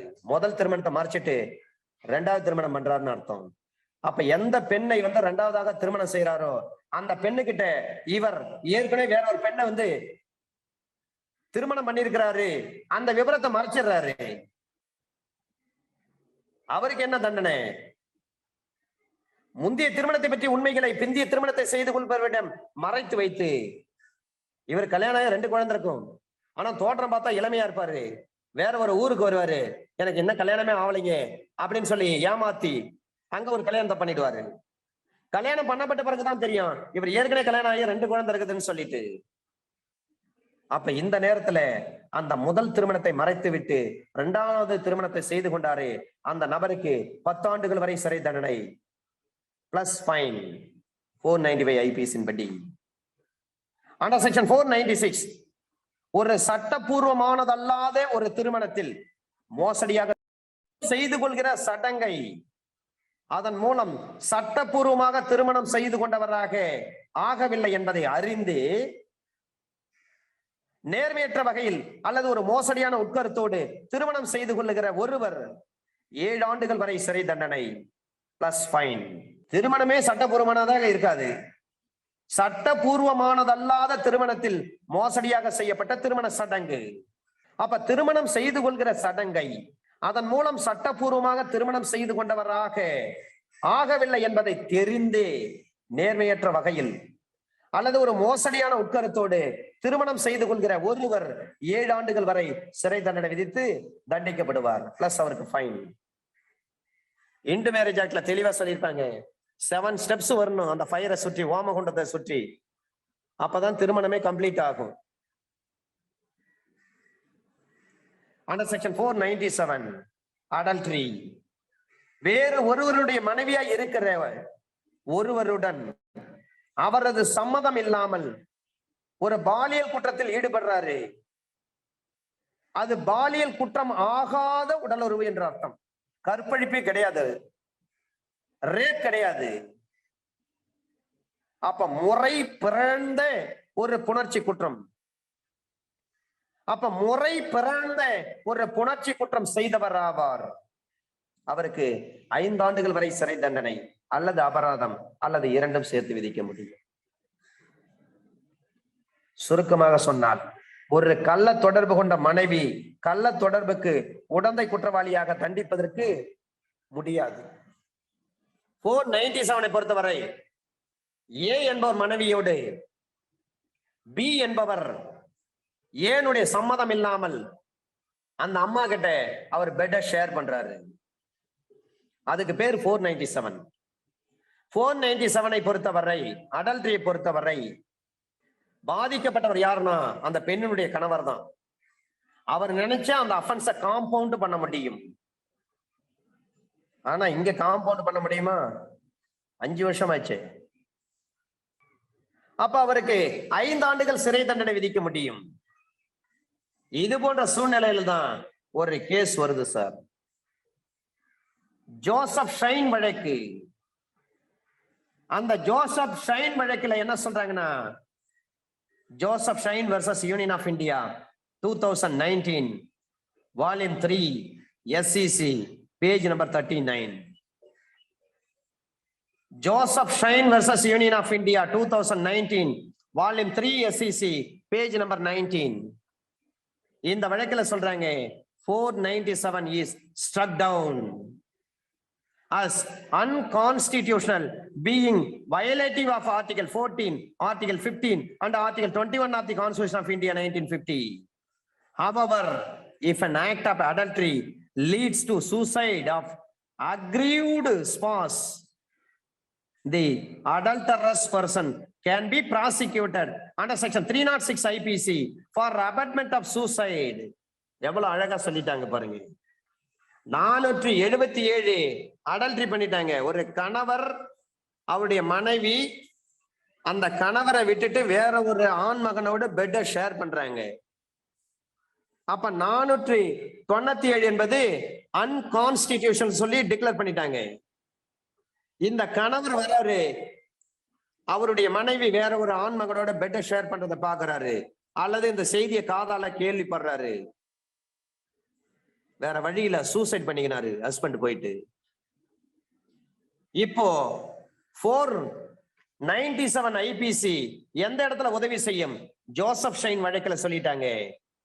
அப்படி கணவர் பாக்குறாரு, தான் மனைவி வேற ஒரு ஆண் மகனோட சிற்றின்பத்துல ஈடுபடுறாங்க, அல்லது இந்த செய்தி கேள்விப்படுறாரு, இந்த அவமானத்தை தாங்க முடியாம அவர் போய் சூசைட் பண்ணிக்கிறாரு. இப்ப அந்த மனைவின் மீது கேஸ் போட முடியுமா? அந்த மனைவியோட இல்லிசிட் இன்டிமேசி வச்சிருந்தாரு, அவர் மீது கேஸ் போட முடியுமா?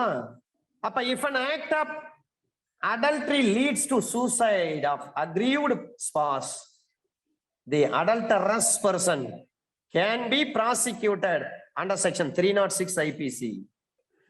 தற்கொலை செய்து கொள்வதற்கு உடந்தையாக இருந்தார்கள் என்று சொல்லி அவர்கள் மீது வழக்கு போட முடியும். இதான் ஜோசப் ஷைன் வழக்கு. அந்த வழக்கு நல்லா டீட்டெயிலா விசாரிச்சாங்க சுப்ரீம் கோர்ட். சுதந்திரத்துக்கு பிறகு 1950 இருந்து 2019 வரை இந்தியாவுல எத்தனை பெண்கள் இறந்திருக்கிறாங்கன்னு சொல்லிட்டு அந்த லிஸ்ட் எடுத்தாங்க. இந்திய அரசாங்கத்திட்ட இருக்கக்கூடிய குற்றத்துறை ஆவண காப்பகத்தில் இருந்து. அப்ப பல லட்சம் பேர் இறந்திருக்கிறாங்க. எந்த காரணத்தின் அடிப்படையில் இறந்தாங்கன்னு அது ஒரு லிஸ்ட் எடுக்கிறாங்க. அதுல பாத்தீங்கன்னா ஆன் சஸ்பீசியஸ் சந்தேகம், நடத்தையில் சந்தேகம், கொலை செய்யப்பட்டிருக்காங்க. எவ்வளவு பேரு? ஏறக்குறைய 90% பெண்கள் நடத்தையில் சந்தேகம் என்ற காரணத்தின் அடிப்படையில் கணவன் மனைவி அடித்து கொன்றதாக இந்திய குற்ற ஆவண காப்பகத்தில் பதிவு செய்யப்பட்டிருக்கக்கூடிய தகவலை பார்த்த பிறகுதான் உச்ச நீதிமன்றம் அந்த தீர்ப்பே சொன்னாங்க. எப்போ உங்களை விட்டுட்டு உங்க மனைவி வேற ஒரு ஆண்மகனோட பெட்டை ஷேர் பண்ண ஆரம்பிச்சிட்டாங்களோ நீங்க அப்ப தேவையில்லைன்னு அர்த்தம். உங்ககிட்ட அன்பு பாசம் எதுவுமே கிடையாதுன்னு அர்த்தம். அதுக்காக நீங்க கோவப்பட்டு எதுக்கு அவங்கள வந்து அடிச்சு கொலை பண்றீங்க? நீங்க உடல் ரீதியா வலிமையா இருக்கிறதுனால பெண்கள் அடிச்சு கொலை பண்றீங்களா? தேவையில்லை. மாற்று வழி இருக்குது இல்லைங்களா? Section 13 Hindu marriage act 1955 under section 30ல 15 விஷயங்களை சொல்லியிருக்காங்களே டிவோர்ஸ் வாங்குறதுக்கு. அதுல அடல்ட்ரி இருந்தாலும் நீங்க டிவோர்ஸ் கொடுக்கலாம்னு முதல் விஷயமே சொல்றாங்களே அண்டர் செக்ஷன் 13 சப்செக்ஷன் 1 கிளாஸ் ஏவ்ல. நீங்க அதை பேஸ் பண்ணி நீங்க டிவோர்ஸ் வாங்கிட்டு போங்க. அதை விட்டுட்டு எதுக்கு அவங்களை அடிச்சு கொலை பண்றீங்க பெண்ணு? மாற்று வழி இல்லைன்னா பரவாயில்ல, மாற்று வழி தானே இருக்குது. எதுக்காக நீங்க அவங்களை அடிச்சு கொலை பண்றீங்க? இதே விஷயத்தான் ரிட்ல சொல்லியிருப்பாங்க. மாற்று வழி இருந்தா ரிட் போடாதீங்க. Alternative remedy இருந்தா, if there is any alternative remedies, writ cannot be filed. writ file பண்ணவே முடியாது. இதுதான் ஜோசப் ஷைன் வழக்குல நிறைய விஷயங்களை அலசி ஆராய்ச்சி கொடுத்த தீர்ப்பு, நல்ல தீர்ப்பு இது. Under section 498 திருமணமான ஒரு பெண்ணை பசப்பி கடத்தி செல்லுதல் அல்லது கொண்டு செல்லுதல் அல்லது வைத்திருத்தல்.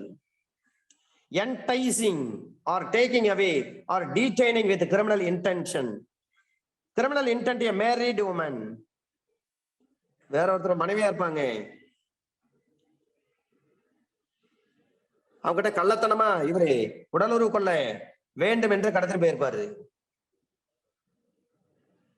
அல்லது அவர் சார்பாக அவரை தம்முடைய கஸ்டடியில வச்சிருப்பாரு. இவரு என்டைஸ் பண்ணி கடத்திட்டு போயிருப்பாங்க, பசப்பி கடத்திட்டு போயிருப்பாங்க. அவருக்கு 2 வருஷம் ஜெயில் தண்டனை அல்லது ஃபைன் அல்லது 2 சேர்த்து விதிக்க முடியும். Chapter number 20 capital A of cruelty by husband or relatives of husband. 498 capital A. அப்ப 498 ஏ ஐபிசி பொறுத்தவரை ஒரு பெண் ஒருவருடைய கணவர் அல்லது கணவனுடைய உறவினர்கள் அவரை கொடுமை இழைப்பு செய்திருக்கிறார்கள் அல்லது கொடுமைக்கு அவரை கொடுமை இழப்பிற்கு உட்படுத்தியிருப்பாங்க. அப்ப husband or relatives of husband of a woman subjecting her to cruelty.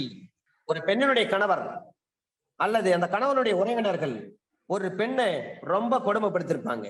அப்ப கொடுமை இழைப்புக்கு உட்படுத்தினால் அத்தகைய குற்றம் செய்தவர் 3 ஆண்டுகள் வரை சிறை தண்டனை பிளஸ் ஃபைன். இதுல ஒரு எக்ஸ்பிளனேஷன் சொல்றாங்க. இப்ப கொடுமை இழைப்புனா என்னங்க அர்த்தம்? எப்படி அண்டர் செக்ஷன் 171 ஐபிஎஸ்ல சொல்லி இருக்கிறாங்க. லஞ்சம்னா என்ன அர்த்தம்? ஒரு ட்ரீட் கொடுத்தாலும் லஞ்சம் தான்,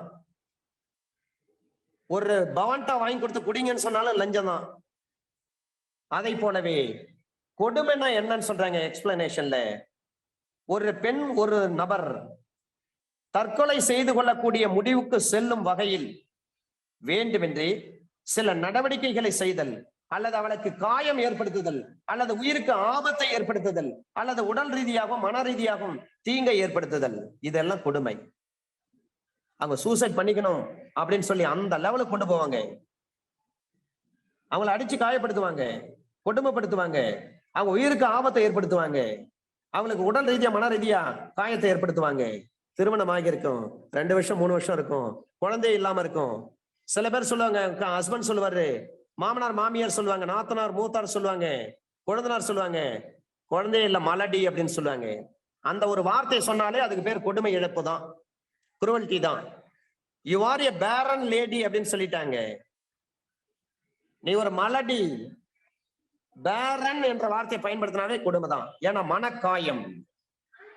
அடுத்தது கிளாஸ் பில சொல்றாங்க, சட்டவிரோதமாக சொத்து அல்லது மதிப்புறு பிணையம் எதையும் பெறுகின்ற வகையில் அவளை கொடுமைப்படுத்துதலை குறிக்கும். அப்ப சட்டவிரோதமாக சொத்து அல்லது மதிப்புறு பிணையம் எதையும் பெறுகின்ற வகையில் அவளை கொடுமைப்படுத்துதலை குறிக்கும். வீட்டுக்கு போயிட்டு உங்க பத்திரத்தை எல்லாம் வாங்கிட்டு வாங்கன்னு சொல்லுவாரு, ஹஸ்பண்ட் அடிச்சு அனுப்பாரு. உங்க தாய் வீட்டுக்கு போயிட்டு உன் பேர்ல இருக்க சொத்து பத்திரத்தை எல்லாம் வாங்கிட்டு வரணும், அப்பதான் என் வீட்டுக்கு வர முடியும், இல்ல வீட்டுல நுழைய முடியாது, கொண்டுடும் அப்படின்னு சொல்லி மிரட்டுவாரு. போயிட்டு பணத்தை வாங்கிட்டு வான்னு சொல்லுவாரு, போய் கார் வாங்கிட்டு வா, 2 வீலர் வாங்கிட்டு வான்னு சொல்றாரு. இதெல்லாம் எதுங்க? எக்ஸ்பிளனேஷன் பில சொல்லப்பட்ட விஷயம். சட்டவிரோதமாக சொத்து அல்லது மதிப்புறு பிணையம், மதிப்புறு ஆவணம் எதையும் பெறுகின்ற வகையில் அவளை கொடுமைப்படுத்துதலை குறிக்கும். குருவல்டி என்பது உடல் ரீதியாக இருக்கலாம், மன ரீதியாக இருக்கலாம். கொடுமை இழைப்பு உடல் ரீதியாக தான் இருக்குன்னு சொல்லி அவசியம் எல்லாம் கிடையாது sir. AIR 1998 supreme court page number 958ல சொல்றாங்க. குருவல்டி என்பது உடல் ரீதியா தான் இருக்குன்னு அவசியம் கிடையாது. AIR 1998 supreme court page number 958. ஒரு கணவனுடைய ஒப்பாட்டி இருக்காங்க, கான்குபைன். அப்ப கணவனுடைய உறவினர் என்ற வரையறுக்கள் வரமாட்டார். அதே மாதிரி செகண்ட் மேரேஜ் பண்றாங்க. செகண்ட் மேரேஜ் பண்றப்ப பாத்தீங்கன்னா ஃப்ரெண்ட்ஸ் எல்லாம் செகண்ட் மேரேஜ்ல போயிட்டு பார்ட்டிசிபேட் பண்ணிருப்பாங்க. ஃப்ரெண்ட்ஸ் மேல கேஸ் போட முடியுமா? முடியாது. அதே போல கான்குபைன் என்பவங்க கணவனுடைய உறவினர் என்ற வரையறுக்கள் வரமாட்டாங்க. 2007 criminal law Journal page number 3866. இது பாம்பே ஹைகோர்ட் டிவிஷன் பெஞ்ச் கொடுத்த தீர்ப்பு. ஒரு கான்குபைன் கணவரினுடைய உறவினராக வரமாட்டார். ஏன்னா வேற ஒரு லேடியை வப்பாட்டியா வச்சுட்டு தான் என்ன குணப்படுத்துறான்னு சொல்லுவாங்க ஒரு அம்மா பாதிக்கப்பட்டவங்க. ஒரு மனைவியை கணவனது நண்பர்களுடன் நீங்க பெட்டை ஷேர் பண்ணுன்னு ஹஸ்பண்ட் ஃபோர்ஸ் பண்றாரு தான் ஒய்ஃப. என் ஃப்ரெண்ட்ஸ் எல்லாம் வந்திருக்காங்க, அவங்க கூட பெட்டை ஷேர் பண்ணுங்க சொல்லி ஃபோர்ஸ் பண்றாரு. அதுக்கு பேரும் கொடுமை தான். 2007 criminal law Journal page number 3866 Bombay division bench கொடுத்தது. கணவனுடைய கான்குபைன் கணவனுடைய உறவினர்கள் வரமாட்டார். 3866 பேஜ் நம்பர். ஒரு வைஃப் சொல்றாங்க, நாங்க எல்லாம் மகளிர் சங்கமா சேர்ந்த மாநாட்டுக்கு போறோங்க அப்படின்னு சொல்றாங்க. ஹஸ்பண்ட் என்ன பண்றாரு, அதெல்லாம் மாநாட்டுக்கெல்லாம் போக கூடாது அப்படின்னு சொல்லி தடுக்கிறாரு. உடனே மனைவி கேஸ் போடுறாங்க, என்ன சுதந்திரமா இருக்க விட மாட்டாரு, என் கணவர் என்ன கொடுமைப்படுத்துறாருன்னு சொல்லி. இந்த வழக்கை விசாரிச்ச நீதிமன்றம் மாநாட்டுக்கு போக வேண்டாம் என்று சொல்லி தடுத்தது. இது கொடுமை கிடையாது. என்ன கல்யாணத்துக்கு போவானான்னு சொல்லி தடுக்கிறாருங்க, என்ன ஊருக்கு போக வேண்டாம்னு சொல்லி தடுக்கிறாரு, ரொம்ப குரல்ட்டி கொடுமைப்படுத்துறாருன்னு சொல்லி சில மனைவிமார்கள் புகார் கொடுப்பாங்க. அப்ப மாநாட்டுக்கு போக வேண்டாம் என்று சொல்லி தடுத்தது ஒரு கொடுமையே கிடையாது. 2011 criminal law Journal page number 399. 2011 criminal law Journal page number 399. ஒரு கணவர் கோபத்துல தான் மனைவி பார்த்து பேசுறாரு, போய் செத்து தொலையா, எதுக்கு இங்க இருக்கிற உயிரோட அப்படின்னு சொல்லிட்டு போறாரு. அதனால அந்த அம்மா இறந்து போயிட்டாங்க. இப்ப அந்த தற்கொலைக்கு இவர் உடந்தையா இருந்தாலும் சொல்லி இவர் மேல கேஸ் போட முடியுமா? கோ அண்ட் டைன்னு சொல்லிட்டாரு. யோகநாதன் வழக்கம் அதுதான், யோகநாதன் கேஸ்ல ஆகும். அப்ப தற்கொலைக்கு தூண்டினார் என்ற முடிவுக்கு வர முடியாது சார். கோபத்துல சொல்றாரு, போய் செத்து தொலையா அப்படின்னு சொல்லிட்டு போறாரு கணவர். அதுக்காக அந்த அம்மா போயிட்டு சூசைட் பண்ணிக்கிறாங்க. 306 மேட் அவுட் ஆகுமா? ஆகாது. அல்லது அந்த அம்மா 18 வயசு கீழே உள்ள ஒரு மனைவி 305 மேட் அவுட் ஆகுமா? ஆகாது. 2011 criminal law journal NOC within பிராக்கெட்ல NOC நோட்ஸ் ஆஃப் கேஸ் அர்த்தம்.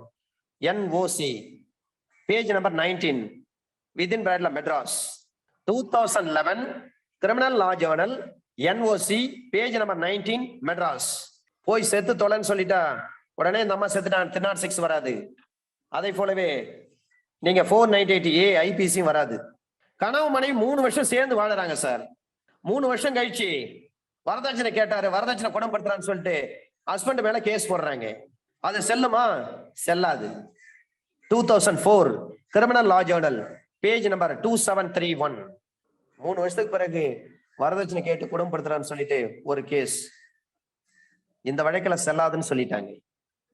2004 criminal law Journal page number 2731. அப்ப 3 வருஷம் கழிச்சு அடுத்த கேஸ்ல பாருங்க, வரதட்சணை கொடுமை குற்றம், வரதட்சணை கொடுமை சம்பவம் நடந்து 3 ஆண்டுகள் கழித்து புகார் கொடுக்குறாங்க. இவர் எப்ப வரதட்சணை கேட்டாரோ அப்ப போயிட்டு கேஸ் கொடுத்தா பரவாயில்ல. வரதட்சணை கொடுமை நடந்து 3 வருஷம் கழிச்சு கேஸ் கொடுக்குறாங்க. அந்த கேஸ் செல்லாது. ஏன்னா பார் பை லிமிடேஷன், கால வரம்பை கடந்தது. 2013 criminal law journal NOC page number 244 Andhra Pradesh. 2013 criminal law journal NOC page number 244 Andhra Pradesh. சரிங்க, எந்த தேதியில கணவர் வரதட்சணை கேட்டு கொடுமைப்படுத்தினான்னு சொல்லி அந்த தேதியை குறிப்பிடாம விட்டுட்டாங்க. அப்ப அந்த புகார் செல்லுமா? செல்லாது, தள்ளுபடி செய்யப்படுகிறது. அப்ப புகார்ல எதிரி எந்த தேதியில் வரதட்சணை கேட்டு கொடுமைப்படுத்தினார் என்று சொல்லி குறிப்பாக சொல்லப்பட்டிருக்க வேண்டும். 1995 criminal law Journal page number 3560. 1995 criminal law Journal page number 3560. எந்த தேதியில வேற வரதட்சணை கேட்டு குணப்படுத்தினான்னு சொல்லி அந்த தேதி கரெக்டா குறிப்பிட்டிருக்கணும். இல்லைன்னா அந்த கேஸ் செல்லாது. 4 வருஷம் கழிச்சு திருமணம் நடந்து போச்சுங்க. திருமணம் நடந்து 4 ஆண்டுகள் கழித்து மனைவி கணவன் மீது வரதட்சணை கொடுமையில கேஸ் போடுறாங்க. அப்ப டவுரி ப்ராகிபிஷன் ஆக்ட் செக்ஷன் 4 படி செக்ஷன் 4 ஆஃப் டவுரி ப்ராகிபிஷன் ஆக்ட்ல கேஸ் போடுறாங்க. அந்த கேஸ் செல்லுமா? கல்யாணம் நடந்து 4 வருஷம் கழிச்சு, திருமணம் நடந்து 4 ஆண்டுகள் கழித்து வரதட்சணை கொடுமை செக்ஷன் 4 ஆஃப் டவுரி ப்ராகிபிஷன் ஆக்ட்ல கேஸ் போடுறாங்க. அந்த கேஸ் செல்லாது. 2004 criminal law journal page number 1036. 2004 criminal law journal page number 1036. இப்ப சொல்ல போற கேஸ்லாஸ் இன்னும் ரொம்ப இம்பார்ட்டன்டான கேஸ்லாஸ் சார். இதையெல்லாம் உங்களுக்கு ஜட்ஜ்மெண்ட் எழுதுவதற்கும் யூஸ் ஆகும், பிராக்டிஸ் பண்றதுக்கும் யூஸ் ஆகும். Constitutionality of section 498A affirmed social action forum of Manav Adhikar versus Union of India. இந்த 498A அரசியலமைப்பு சட்ட தன்மை உள்ளதா இல்லையா என்று சொல்லி தீர்மானிக்கப்பட்ட வழக்கு இது. Social action forum for Manav Adhikar. Social action forum for Manav Adhikar versus Union of India, 2018, volume 10, SEC, page number 443. Social Action Forum for Manav Adhikar versus Union of India, 2018, volume 10, SEC, page number 443. அடுத்தது இந்த குரூவல்டிக்கு இன்கிரீடியன்ட் சொன்ன வழக்கு state of Maharashtra versus Ashok Narayan Dandalwar. State of Maharashtra versus Ashok Narayan Dandalwar, 2000, volume 9, SEC, page number 257. Ashok Narayan Dandalwar, 2000, volume 9, SEC, page number 257. Essential ingredients on the vadaku. Aditha case law, cruelty by husband and his relatives. Ide case da sir. Social Action Forum for Manav Adhikar versus Union of India. இதே வழக்கு தான் சொல்றாங்க. அடுத்தது misuse of the provision. சில நேரங்களில் misuse பண்ணுவாங்க இந்த செக்ஷனை 498A. It is a matter of serious concern that large number of cases continue to be filed under section 498A alleging harassment of married women, and that most of such complaints are filed in the head of the moment over trivial issues, and many are not bona fide. New set of directions issued to prevent the misuse of section 498A. Rajesh Sharma versus State of Uttar Pradesh. Rajesh Sharma versus State of Uttar Pradesh, 2017, SEC online, Supreme Court, page number 821. Rajesh Sharma versus State of Uttar Pradesh, 2017, SEC online, Supreme Court, page number 821. இதே ராஜேஷ் சர்மா இன்னொரு ஜர்னல்ல report ஆயிருக்கு sir. 2018, volume 10, SEC, page number 472. 2018, volume 10, SEC, page number 472. Rajesh Sharma versus State of UP.